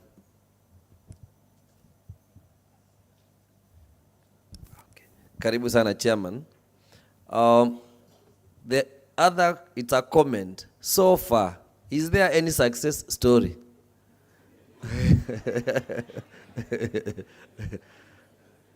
Where? Where I come from, ukisoma kama hiyo unasema haki yao. The next one is, hello Fidel. Tell EGP admins to include framework agreement in EGP because it's a good procurement method. I don't know why it is a good procurement method. The other question is, does EGP support direct procurement? Yes, okay. And also, yes, this was a question. I think I had some people outside there talking about it. What about multi-year projects? Kindly include them in EGP. You'll talk about multi-year projects. The other question is, how do we go about the expiry of essential services contracts like security and cleaning? Especially maybe if they were expiring this month of August or maybe last month, okay? Why is approval of registration of suppliers not done by procuring entities in EGP instead of a centralized approval by National Treasury? I think that one we already have answers. Do you have plans to sensitize accounting officers in change management during the implementation of EGPS? I think this is a long overdue. We'll hear from them. Now that count assemblies have one budget line, are they to be mapped as a directorate or department under the county? Kanyinyi, I think that's another. The concern is on government to government on insurance procurement. We have been told Consolidated Bank as an agency authorized by IRA to procure insurance from underwriters on behalf of OPs. How does that work given this service is not owned by that agency? Okay. Anonymous. My concern is air ticketing. Is Kenya Airways a government entity? And does it fall under G2G that are exempted on EGP as at now? I think we'll use ChatGPT. You have skipped a question there, a big one. Go down. We have HOPs from TVET institutions. Currently, we have TVET undergoing a lot of transitions like CBET, CDS, CC, modularized, NITA, etc. The cut list for materials required for exams comes unprojectedly, and the exam bodies bring cut list even today, 2 days to exam. Now with the back and forth approvals on EGP, that is the process flow. How are we going to manage the exams? Okay.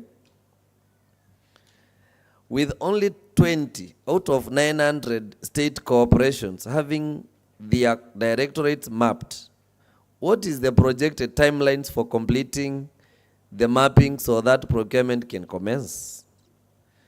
Okay. These are serious questions. How do we capture FIF, Facility Improvement Fund, on EGP for various county hospitals? Who is the accounting? Am I too fast? Okay. Yes. Who is the accounting officer for the various county departments? Yeah. Okay. Simplify the HOP login. Currently, HOP has to choose the role he or she wants to log in to. That is department. I think I can elaborate on this, especially for county governments. You find HOP has to log into each ministry. But in IFMIS, HOP was already mapped with all ministries. You just needed to log into one place. Thank you. Yukanyinyi and Victor. Is the Ministry of Defense implementing the EGP system as a public entity? I think that was responded to. So those are the questions. I suggest the National Treasury to have a one-day meeting with all sectors and key users of the system to review the progress so far, and if possible, allow 3-month period for all PEs to transition to the EGP. I think I saw a letter from Council of Governors speaking something similar to that. In the interest of fairness, the internet network coverage in some parts of the country, especially the far-flung counties, is a challenge to implement EGP system. What measures and solution is the National Treasury going to take to accommodate the affected entities? Have you noted every question is different from the other one? Yes. Kumbe kuna maswali hapa. Having statistics of this given percentage is online attending webinars. Yes. should not be taken seriously because most of us do join the links and go about other duties.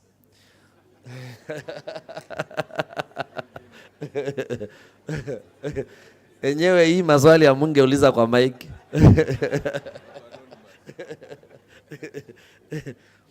So my concern is on physical training regionally.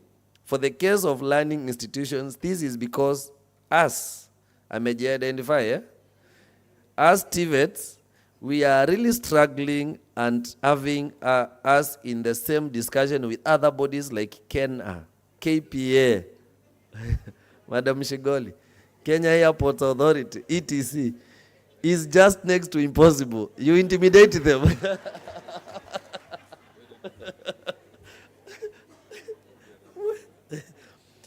Hope we are in agreement. This is another one. Start with, I hope we are in agreement that as of to date, there is no new procurement that can be done until National Treasury is through with creating organograph in the system despite having submitted all the necessary documents in good time. Scheduled trainings to complete phase 1 of the AGP modules is still pending. Kindly clarify. I think that is clear. But Kanyin, you can speak to that. HOPs are between a rock and a hard place. All major players in the public procurement are here. What is the solution to this, to the situation on EGP? I can predict victimization very soon.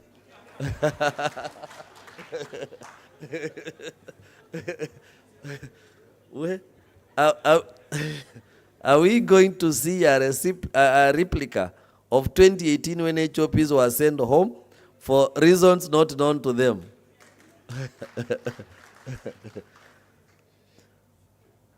Supplies branch. Prices are extremely too high. How will TVETs upload budgets that they are not trained? The other question is, opening. Kevin, HOP Kirinyaga. That should be Kirinyaga County Government. I appreciate the team's effort in developing an EGP system that recognizes procurement's central role in budget implementation. Feasibility and readiness, feasibility study was a formal, just go down. What did it conclude on process fit, user capacity, connectivity, cost benefit, risk mitigation? So, it looks like, is it a question? Okay, just go. What did it conclude? Just go up. Or whether there was a feasibility study, go up. Sorry, yeah. Just go up, I read the question very well.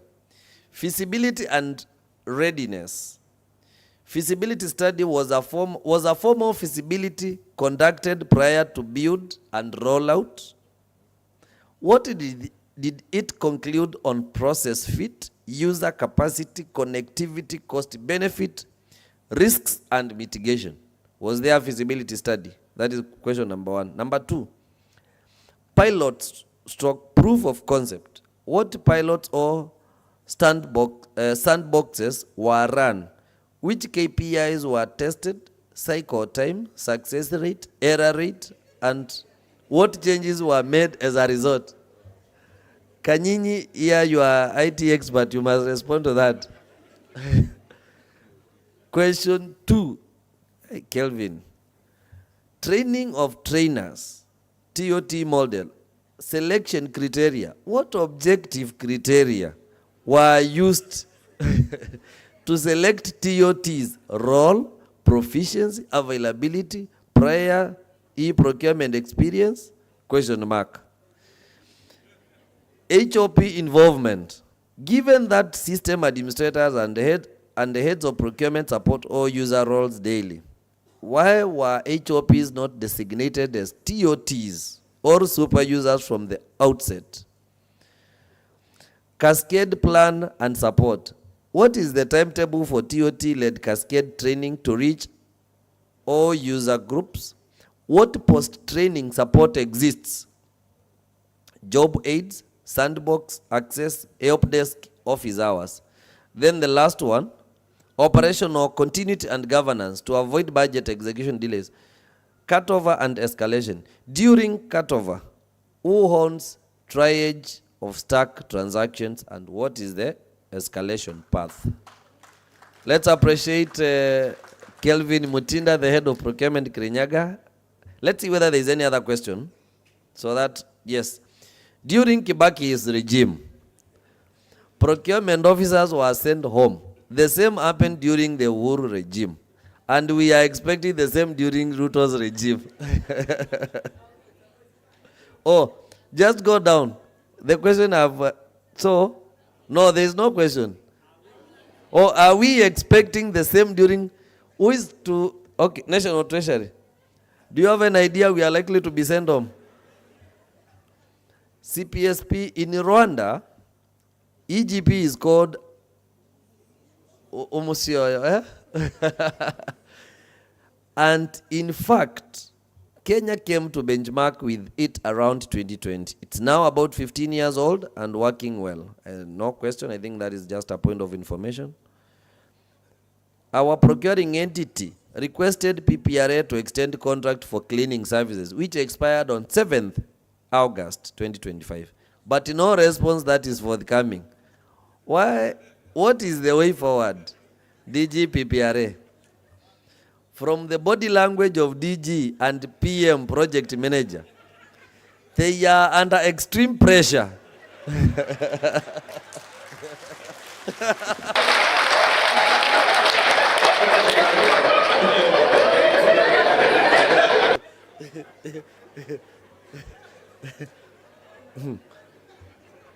They are under extreme pressure to have the system work. As a profession, we want to help them to succeed, but they need to appreciate the genuine feedback we are giving them. The system is not working. Let's all.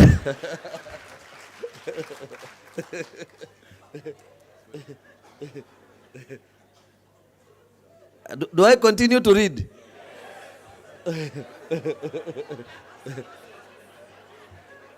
I think that was the last one. I'm looking at what is project. Or can the National Treasury provide other training on EGP to HOP so as to be TOTs? I think I was to say that. And I can confirm we have per diems in our various institutions, and that will be the best approach. It is easier, isn't it? It is easier to train the HOPs and they become TOTs. Unless those TOTs, as Kelvin was asking, whether they have some special and unique skills. I think those are the only questions. I will allow them to respond. I read all. Okay. How do you budget for accidents or unpredictable events like spares in engineering? So the issues of supplies branch ensure when doing a contract there is a clause that payment is on delivery. These guys never do delivery before payment. I know that is Toyota Kenya. With KenGen having an in-pilot project are still struggling. How will... With KenGen having participated in pilot project, they are still struggling. How will it happen to others? Kisim Kanzo. This one. Okay, let me read. I'm just reading. Kisim Kanzo has failed to give advisory on phased approach of system implementation, developing a system that shouldn't be political. Kisim Kanzo is playing safe by not telling the truth.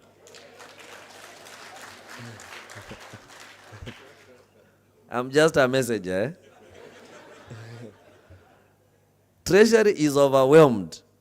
Can training be done with PEs as well in addition to KISIM and PPRA? The integration touch points as per circular of 23rd July include the integration touch points in purchase requisition, purchase order, budget, payment, if miss, seem clear to integrate at purchase requisition. Question. For those having other ERPs apart from IFMIS, can they integrate at purchase requisition? Kanyinyi, are you? Okay. In tender creation table A and B has challenges. How can you simplify this? In tender creation, huyu inamaanisha amesonga songa, si ndio? Uyako mbali sana. Other than ama ni ile dummy. Other than numerous circulars being issued, have you made efforts to sensitize governors? Training was only on RFQ. How will we proceed on other methods keeping in mind thresholds? Is it so? In case of appeals, this DG can help us. In case of appeals, will review board through PPRA still request for hard copy documents to be printed from EGP system? The 9 copies. Allocation in AGPO in system is a challenge. Okay. Support desk not working. On papers, yes, but in practice, no. And I think I have to put additional question there. There is a member who said he called the office, he wrote an email, no response, 13 times. Then he walked there, he found someone to respond. You can also discuss about that delay communication. DG, PPRA, I believe so. Please listen to your people and stop throwing us under the bus.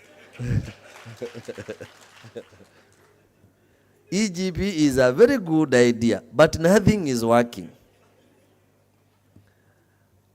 Kindly comment on water companies.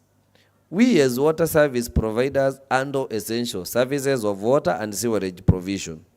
Should we provide untreated water and sewer because we are unable to procure essential items or services because of EGP? I think that was the last question. Training is not sufficient. Can the system accommodate more uploading of 500 or more tender documents? Or it will be collapsing all the time due to overload? Thank you very much. In case there is any question you know I have not read, you can raise up your hand so that I proceed. If I have read all the questions, I think we can allow them, including the chair. Okay, let me capture if there is anything else. Can the system, okay, proceed.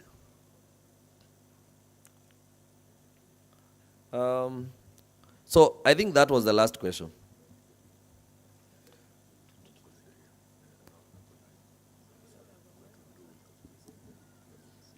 I have the mic. Unfortunately, my question wasn't read. I think I can, who is speaking? You can be upstanding. I'm here. My name is Mboya Consolata. Just a minute. Wapi? On your left. Oh, kumbe hata umeshasimama. Okay, usiketi. Simama tu hivyo, ngoja. So I am going to pick 4 questions, 5 questions. You can continue. My question was on pension funds. No, Gina, and where you work. Mboya Consolata. I work for Kenya Power Pension Fund. And one of the main reasons I attended this conference was to get a way forward on the EGP. I have been severally to the National Treasury Office, and we have not been registered to date, I think a month now. And I wanted to get the way forward from National Treasury, why the pension funds have not been registered. I know others are talking about training and other challenges, but even for us pension funds, we are even yet to start. When will we be registered? That's my main question. Thank you. Any other burning question? Yes, here. You can move the mics a bit fast. Be easy. Just make sure that you participate. So that is the 4th last question. Good evening. Good evening. Please be upstanding. My name is Princess Kabet from KDAC. Just a concern. PM, I just tried to register someone on the portal. for the training. And I've just taken a screenshot that is saying that it is full. From now until 22nd, from the virtual training that is ongoing, the webinar. Yeah, I've just taken a screenshot and it is saying that it is full. I can read actually. Yeah. Sorry, the event is full. That's what it's saying. And that is up to 22nd. And I wanted at least some people to just get into the training this week and probably next week. So I don't know if it is full already. I don't know how we're going to do that. Thank you. I don't know whether you're aware that that is happening, but thanks. Thank you.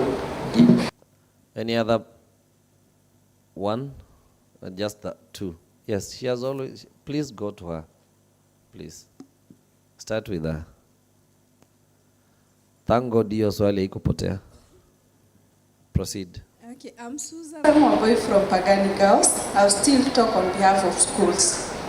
Yesterday, we were given a directive to go online training. There is one of my colleague in Nairobi, one of national schools. He has gone today to the treasury, 6th floor, room number 6, I think he has told me 622. He went there to be registered as a procuring entity to be registered, but the response which he has been given is that the Treasury has not mapped the State Department of Basic Education, and we should wait as schools. Yesterday, from PPRA, again a circular directing all the schools that we must onboard in EGP. There are circulars from PPRA. Not a single procuring entity can overturn a circular from PPRA directing on public procurement. As schools, I will not lie, we have been procuring for the students. We are all parents here. Most of us here, we are parents. Students will come back. Right now, I have not initiated procurement for exercise books, which I have to give a supplier 1 month for it to be rebranded. Meaning that I'll give the student a branded book. Why? I cannot procure because of EGP. Let us not lie. We are in crisis as schools. And at least we need to be guided. We need to comply, and we are ready to comply. That is why one of professionals has gone to Treasury today. But again, the Treasury is telling us, wait, which is the way forward? And we are waiting our students 2 weeks, actually less than 10 days. And I'm not lying to you, Kichi. The schools are procuring. We procured on July. We procured on August. We procured on September. So, to me, I'm asking myself, do I really belong into this forum? Do I really belong here? Because I want an answer. Any day I enter to my office, to the office of accounting officer, and I tell two specs. Tell me what you want to tell me. Should I not procure milk for the girls? Kindly, Bwana DG, we need guidance as schools, and we are ready to comply. I'm here because I have a license. I don't want to go wrong. Yes, please, hear our cry. Thank you very much. We want to pick another question. And that question was actually asked yesterday by Council Member Marianne Karanja. Yes, proceed. Name and where you work. Thank you very much. I'm Karani from Foreign Affairs. Mine is not a question because Kanyinya and Victor, we were with them when we are starting the AGP. So I really don't want to bombard them with a question. But I just want a clarification. And first of all, let me say that we should not be taken to be resisting this change, because this is our baby. And the notion being created is that as of procurement, we are resisting this change. That should not be an issue. That should not be a case, because we want to leave, for those of us who are exiting the service very soon, we want to leave this as a legacy, that we did something and we were able to take part in a successful digitization or automating of the procurement processes. So my concern or a point of clarification is that EGP was to be implemented in an incremental nature. I would like to know which of those modules are ready, because during training we were told that the framework module was not ready, was not yet developed. So which ones are ready? What do we do in the intervening period as they develop the framework agreement or framework contract module? What should we do, Bwanadiji? Thank you. Thank you. I believe that was the last question, and maybe before I get, I invite the chairman. I have a comment also to make. I have a question to KEPDA, Mr. Ndirangu also, because I'm also a participant. Do you have that KEPDA agency? Do you have a board? Is there a board or no board? And if yes, you can speak about it. Then maybe DG, PPRA, and Kanyinyi.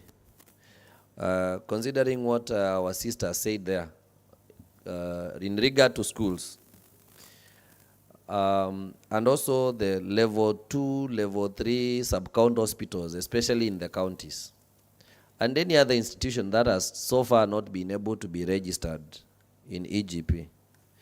Can we, in the intervening period, can we get maybe a work plan from National Treasury on when they expect to register those institutions, and possibly give them exemptions? Because there is no way you'll be told procure through EGP and you have not been registered, isn't it?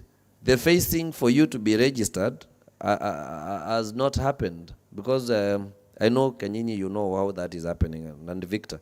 So can you consider that just giving a phased exemption, that during this period, as we register you and register your departments and directorates, and because there are some institutions which have not been even registered in the EGP. So that is the other thing.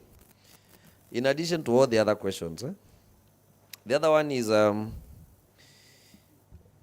there are institutions which had ERPs like KPA, Kengen, and other institutions. So we have talked about integration with the existing ERP systems. But the intention was to move to EGP so that these institutions do not have to pay the fees for the licenses and all that. And I also believe that ERP systems, just like any reverse auction system, the PPRA should be able to look into those systems, whether they are compliant, and clear them. So maybe DG, PPRA, and Kanyinyi, you can speak about whether about that integration, the conformance, and the other things that related to that. And then there was a comment from Kelvin, which I had written earlier, regarding helping us, because we also want to provide solutions, to be part of the solution. Can you really consider, for example, if you look at, let me give an example of county governments, and I've given that earlier. In the country, we only have 47 county governments, and then 47 county assemblies. In June, every county was nominating 10 persons to be trained by National Treasury. Can we not just consider, instead of that big number, can we, and now we also have the phase 2, which is ongoing now for cohort 1, and we are expecting other cohorts. Can we consider those champions in the various institutions where we train the HOPs, whether we take the HOPs for 1 month at the cost of the procuring entity? They are able, because even if a TOT person is sent to your institution, it's just be a professional like you, isn't it? So can we really train our people, the ones here, and then we can see how to go about that. And I'm sure institutions will be willing to facilitate that, Kanyinyi, because you talked about the small number that you have for TOTs. As I wind up, and Chairman is here, I'm sure he's going to speak about that. We really don't want people, and DGPPRA had mentioned that earlier, we really don't want people who are not procurement professionals to have any role on that role of PDO, the procurement departmental officer, or the tender creator. That is any person performing a procurement role in the AGP system. We really don't want that person if that person is not registered by Kenya Institute of Supplies Management. I'm sure Chairman is going to emphasize on that. And remember, as heads of procurement, we are the ones who are registering these users, and we are also the ones who are assigning them responsibilities, isn't it? And therefore, we have a duty, and I believe maybe at some point we may be forced as TISIM to issue a circular and guide that we don't want any person who is not registered to be given a role in that system. Then as I wind up, Chairman, there was a request, there was a comment. I'm sure he's going to speak about that, whether we can really have another session. You can, maybe it's a session, you have seen people are worried. They may get, even some may get into depression because of the pressure. I know many of you here, including myself. Today I've gotten like 4 requests to procure, and some seemed like they are emergencies. And we are not able to make some progress because of the challenges that we do have currently.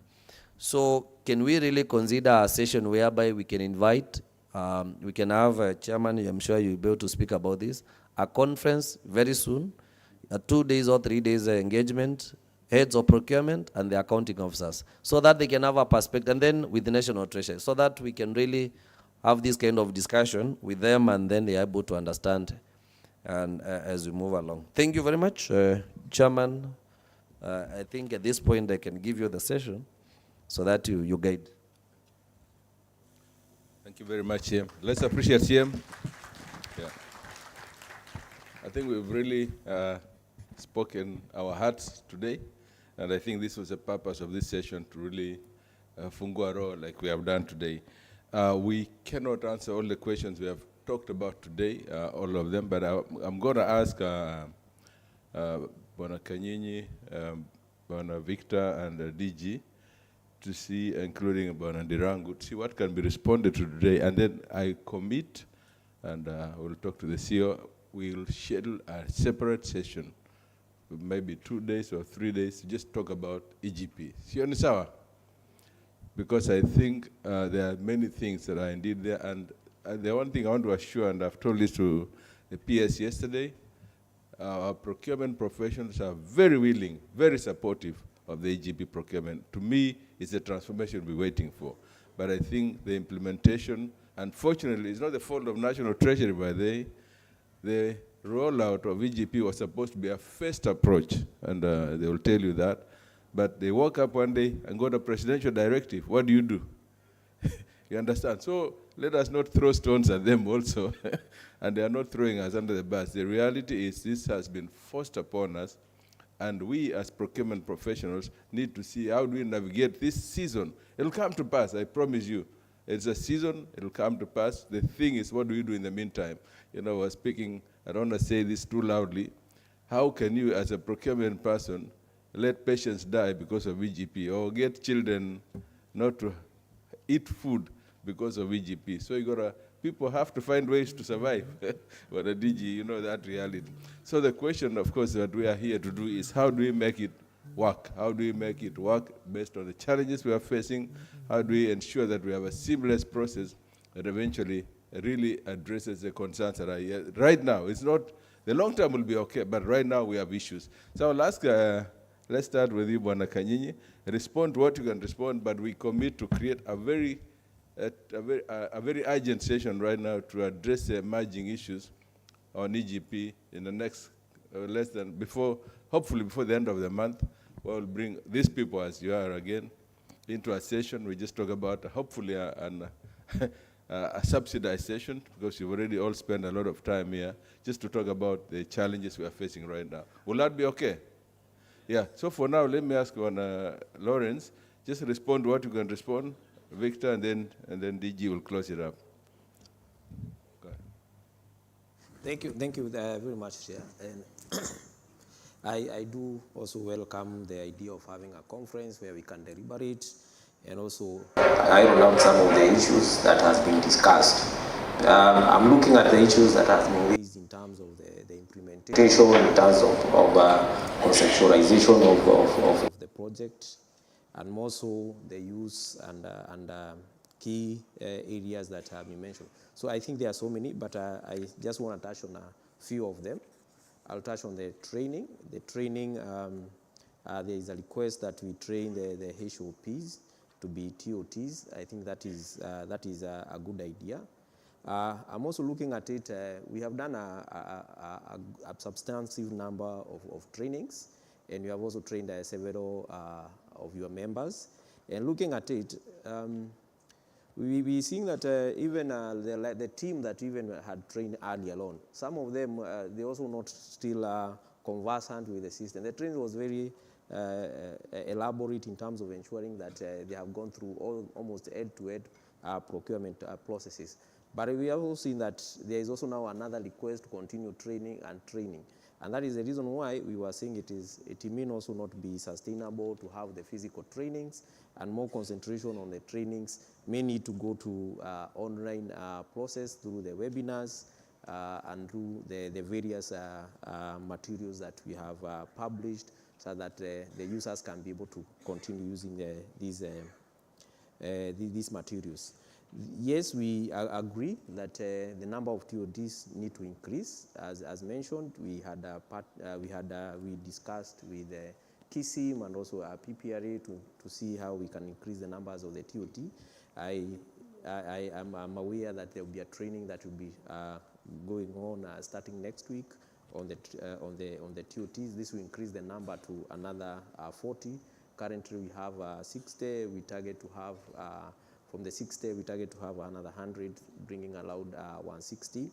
The issue of regional TOTs is also an area that we have also picked. We should also be looking at it in terms of the region on maybe the old provincial districts, so that we can be able to have TOTs located at the localities of the various PE. Share on the usage of the EGP. The EGP is also a system maybe having a challenge here and there, and I'm looking, for example, like one of the entities that I mentioned, that is Kengen, have been working in terms of ensuring that the budget is approved. The process of the budget has also taken a bit of time, and the creation of the entities or the creation of the directorates and department has just taken three days. But that doesn't mean that we don't have success stories. There are entities that we believe maybe by the end of the week, they'll be publishing the APPs.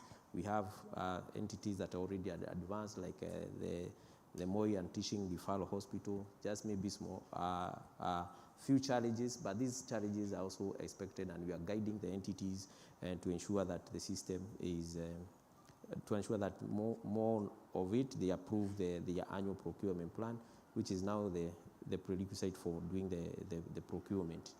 In terms of also training, just to mention, it is not only the RFQ that is in the system. If you look at the webinars that we are having, we can share the program. It also includes the works. It also includes goods and services, consultancies, all the various standard tender documents that are available in the PPRA website. So the training will be, if you look at that program, is on the various method and also the procurement categories that entities can be able to use. So that training is there, and it is ongoing. So we encourage the members to use these online platforms to ensure that they log in and be able to get the advantage of this training. I'm not aware of the full webinar. I think that is an issue of registration, an issue of licenses, but these webinars will continue, including next week, and touching on all procurement, all the phase 1 modules which is now up to the contracting level. In terms of the uploading of the tender document, the approach is completely different. We are not uploading the tender documents. The tender document, PPLA has taken time and created all the standard tender document in a form base. So the system will not be picking all the tender document as we scan it and upload.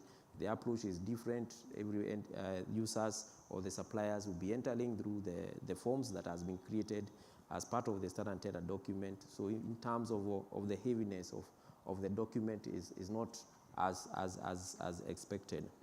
And lastly, I'll touch on the integration. The integration, I did share, or it has been shared, the various integration points that we have been identified, starting from the purchase liquidation, starting from the budgeting, purchase liquidation, PO commitment, and payment. So our approach is to ensure that we do publicize the various APIs, and then now the state corporation or other entities that have the ERPs, they can be able now to pick these the published APIs, and they can be able to consume and transfer the data from the EGP to support the ERPs. And last three is on the county government, how the HOPs having various roles, and also the county chief officers being what their role. So the counties, I think there was a circular that was issued by the National Treasury that defined that a county department is a PE, and therefore the chief officers are defined as the accounting officers. So in this case, the HOP is supposed to be located, as we understand the PPADA, is that we have one HOP and one accounting officer. So the HOP is defined, should be defined as an accounting officer. However, in some instances, we have had a county government mentioning that they have only one HOP, and in such an instances, then we have to map now the HOP to the various county departments so that they can be able to undertake their procurement. The preferred case is that each of the county department should have a head of procurement, so that now they can be able to channel all the transactions through the chief officer. Thank you. Also, I will not really take a lot of time. I just want to assure colleagues that we have a system, the AGP system. That system has been developed in line with the law, the Public Procurement as a Disposal Act and attendant regulations. So all the questions about its functionality, whether there are framework GP, whether it supports direct procurement, multi-year projects, registration of suppliers, these are all catered for. So any technical question, any functional question that we have, I will assure you that the system has taken care of that. And maybe to assure you colleagues, the development of this system did not start last month or last year. It was a well thought out process. It started years ago, around 5 or even more years ago. There was a study that was done by World Bank. They looked at the MSMEs system and they discovered that there were weaknesses. And that is when a decision was made to develop an end-to-end e-procurement system. So to the question on whether there was feasibility, whether there was a study done, the answer is yes, it was done. Documented. We have a strategy on development of this system, on how the functional attributes will be, on how the rollout will be. So we are sorted in that area, or we were sorted in that area.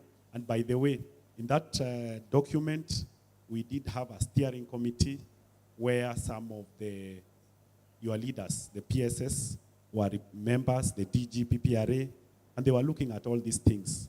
We also had a technical committee where some of you, some of us were members, who developed the system requirements, there are engineerings to be made, and there was a tender, and where we have reached right now. So it's a strategy, it's not an afterthought, it is something that is well grounded and well documented.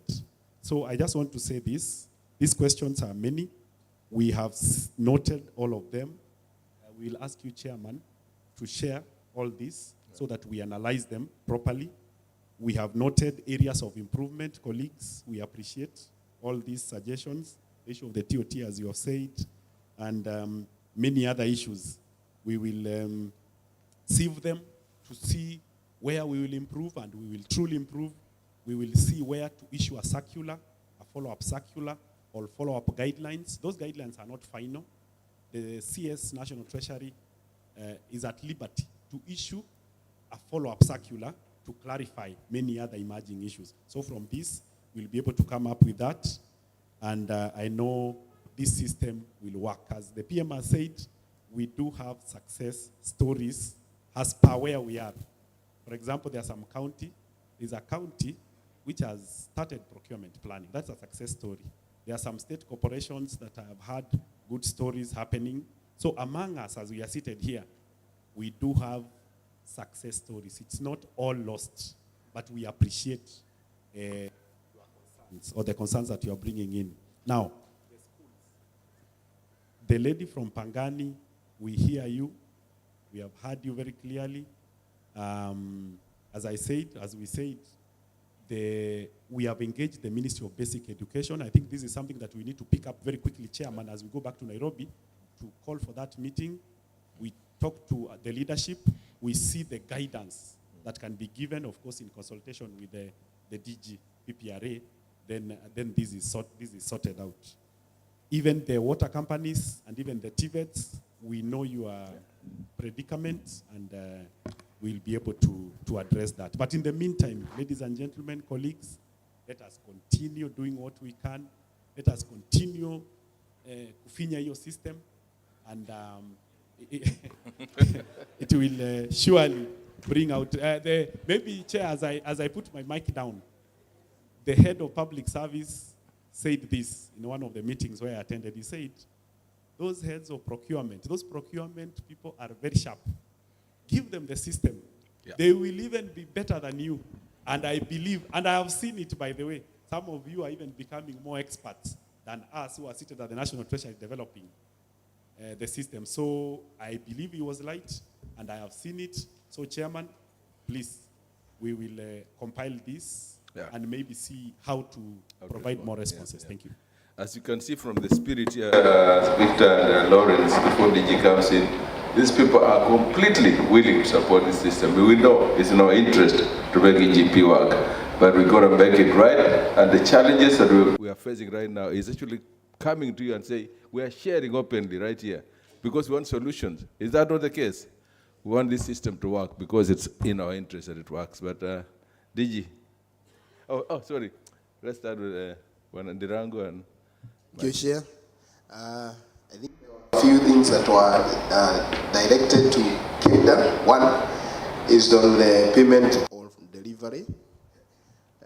In our contracts, at a special condition, there is always a clause that payment shall be done upon delivery.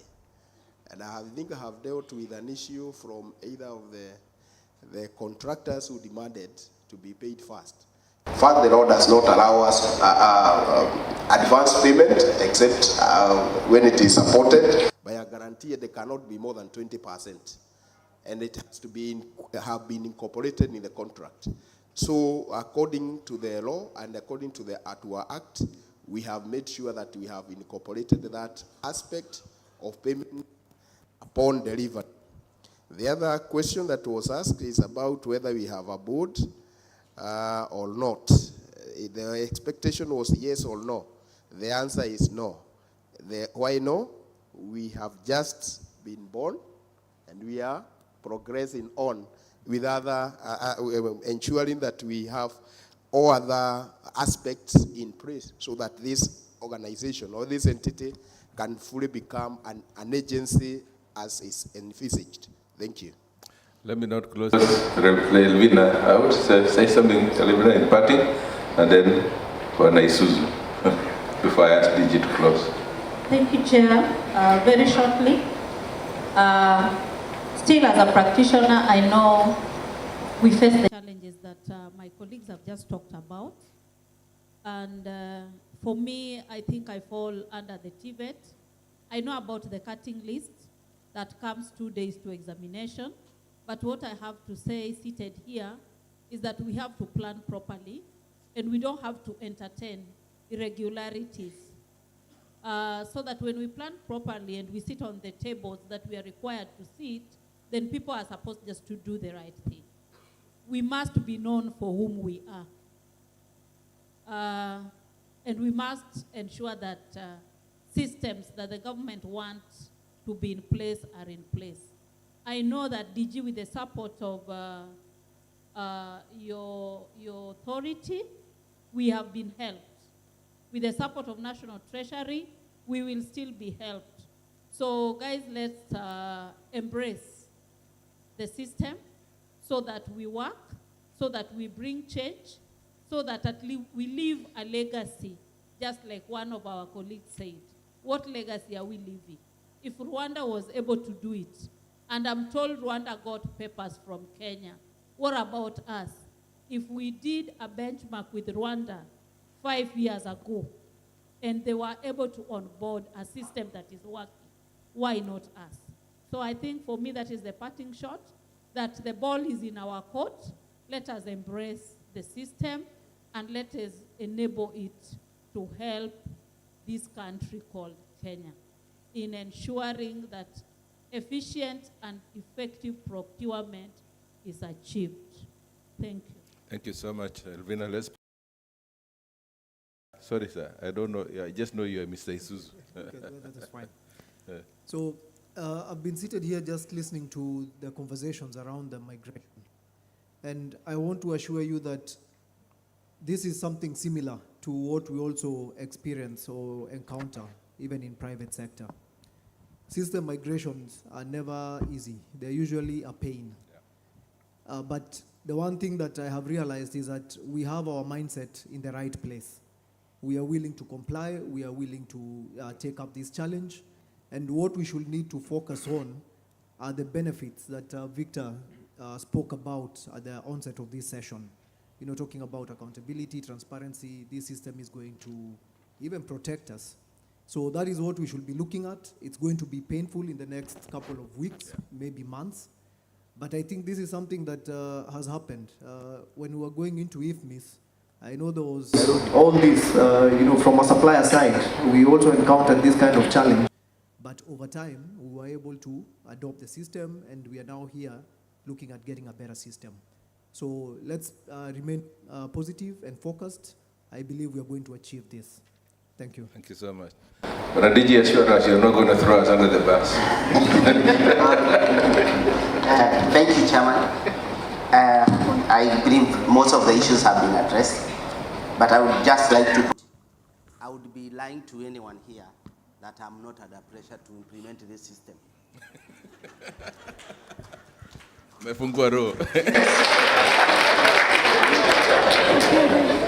And why I would be saying, and if you notice the body language of the president when he pronounced himself on the 17th of June, it is the same frustration he was trying to express. From the year 2017, 2018, we were to go on EGP. 2019, we couldn't go. 2020, we couldn't go. Then he becomes the president, and he has promised the country that he will end corruption in public procurement. 2 years down the line, he's being told the stories. What do you expect him to do? It has to be implemented. And that goalpost is not going to change. Let's be honest to ourselves. And if you try to think that maybe this is a DG issue, I'll tell you, this issue of system is not a question about PPRA today. I worked for one of the biggest institutions, which one of you named that you should not be in the same room discussing issues with them. Please, you must be with the big boys for you sometimes to understand the pressure that also comes. Kenya Airports Authority bought SAP, more than 100 million shillings. For 3 years, they could not implement the procurement system. And I'm happy that, Madam Meto, you are there. The system could not be used. And why? Because there was resistance. When I joined the institution, I said, I will not accept any manual system.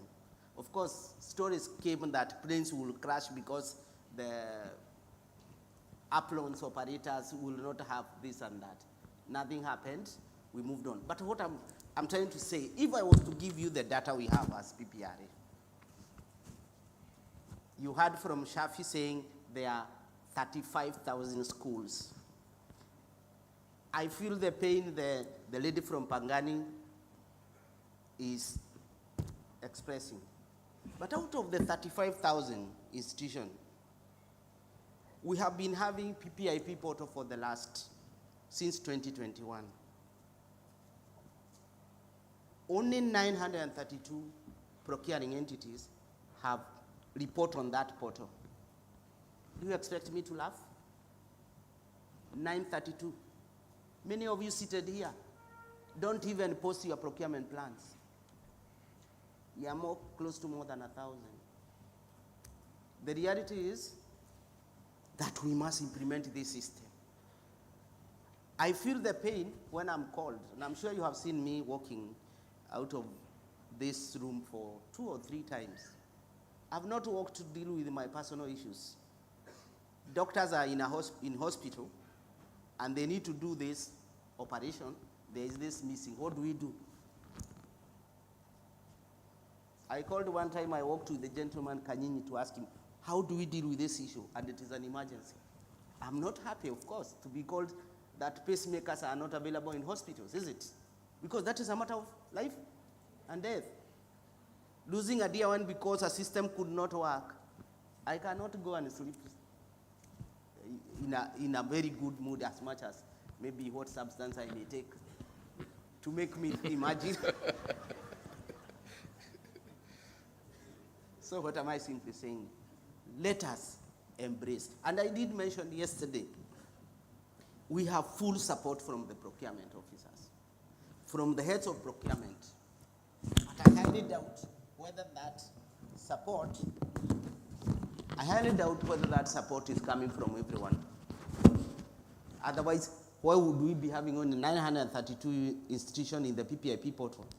5 years down the line, out of 34,000, which we know. So, understand the body language. It will not change as long as I keep getting those emergency calls, which are not very good in sometimes. You get a call from the CS asking you, what do you expect us to do? What do you expect me to say? So, that is it. As to whether, Chairman, whether I'm throwing my good people under the bus, at least I can assure you, I have been there.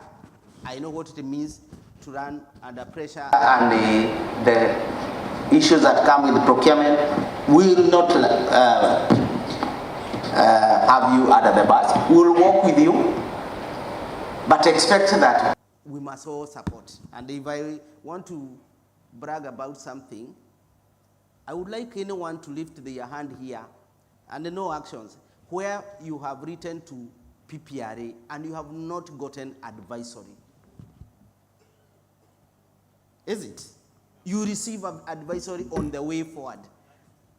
I feel very frustrated when that lady from Pangani talks about the way she's saying, and I understand, and I'm not able to offer her a solution because that is not how my DNA is. My DNA is either I give you advice or I tell you, let's stop it at this point. But I will not leave you under the, get you under the bus or get you whereby you are not sure what to do. So the frustrations are there, no doubt.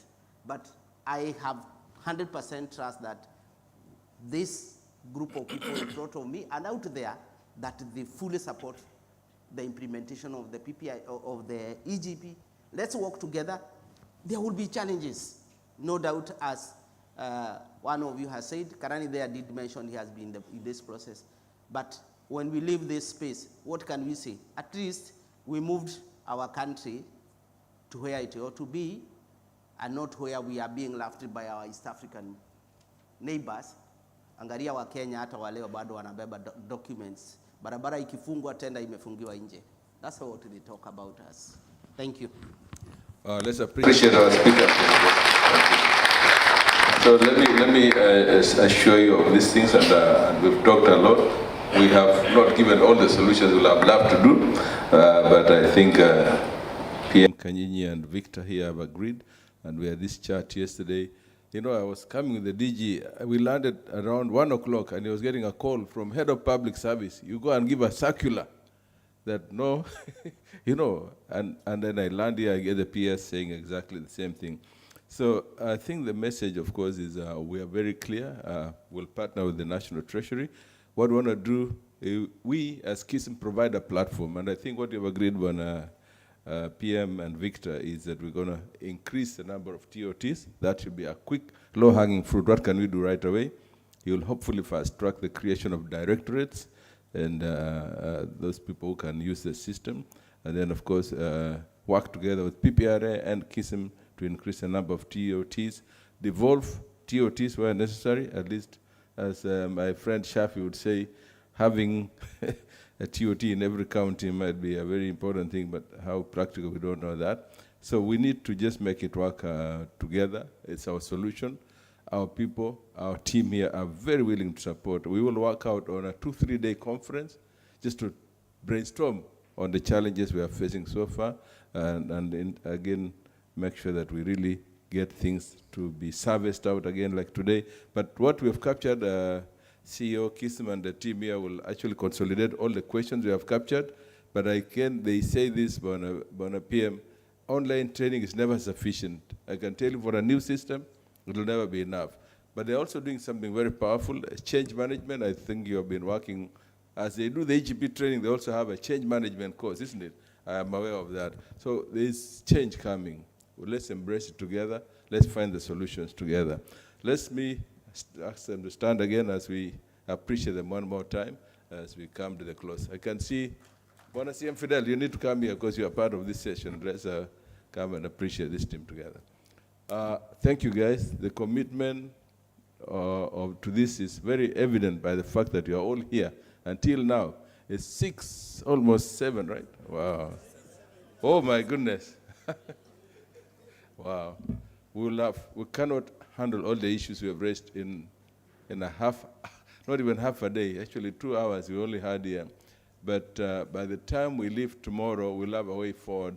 Or now we'll actually, on Friday rather, we'll have given you a way forward on the issues that we'll take out of here and make sure we work on the solution together. This is our problem, this is our program, and we'll make it work together. Asanteni sana. Let's appreciate our panelists again. Thank you. Tupigie chairman makofi. Just, I don't know whether CEO any announcement. No announcement. Yes? We'll give to them. I think we can all be upstanding. Let us all be upstanding. Wale wanaishi Shanzu na Mtwapa, salimia your neighbor, mwambie tukutane Mtwapa. Wale wanaishi kule Nyali na kwenda hivyo, mwambie tukutane Nyali. Saa 3 nitakuwa Nyali na saa 5 nitakuwa Mtwapa. So if we meet, that's okay. Muwe na jioni njema. Enjoy your evening tea. Council members, come.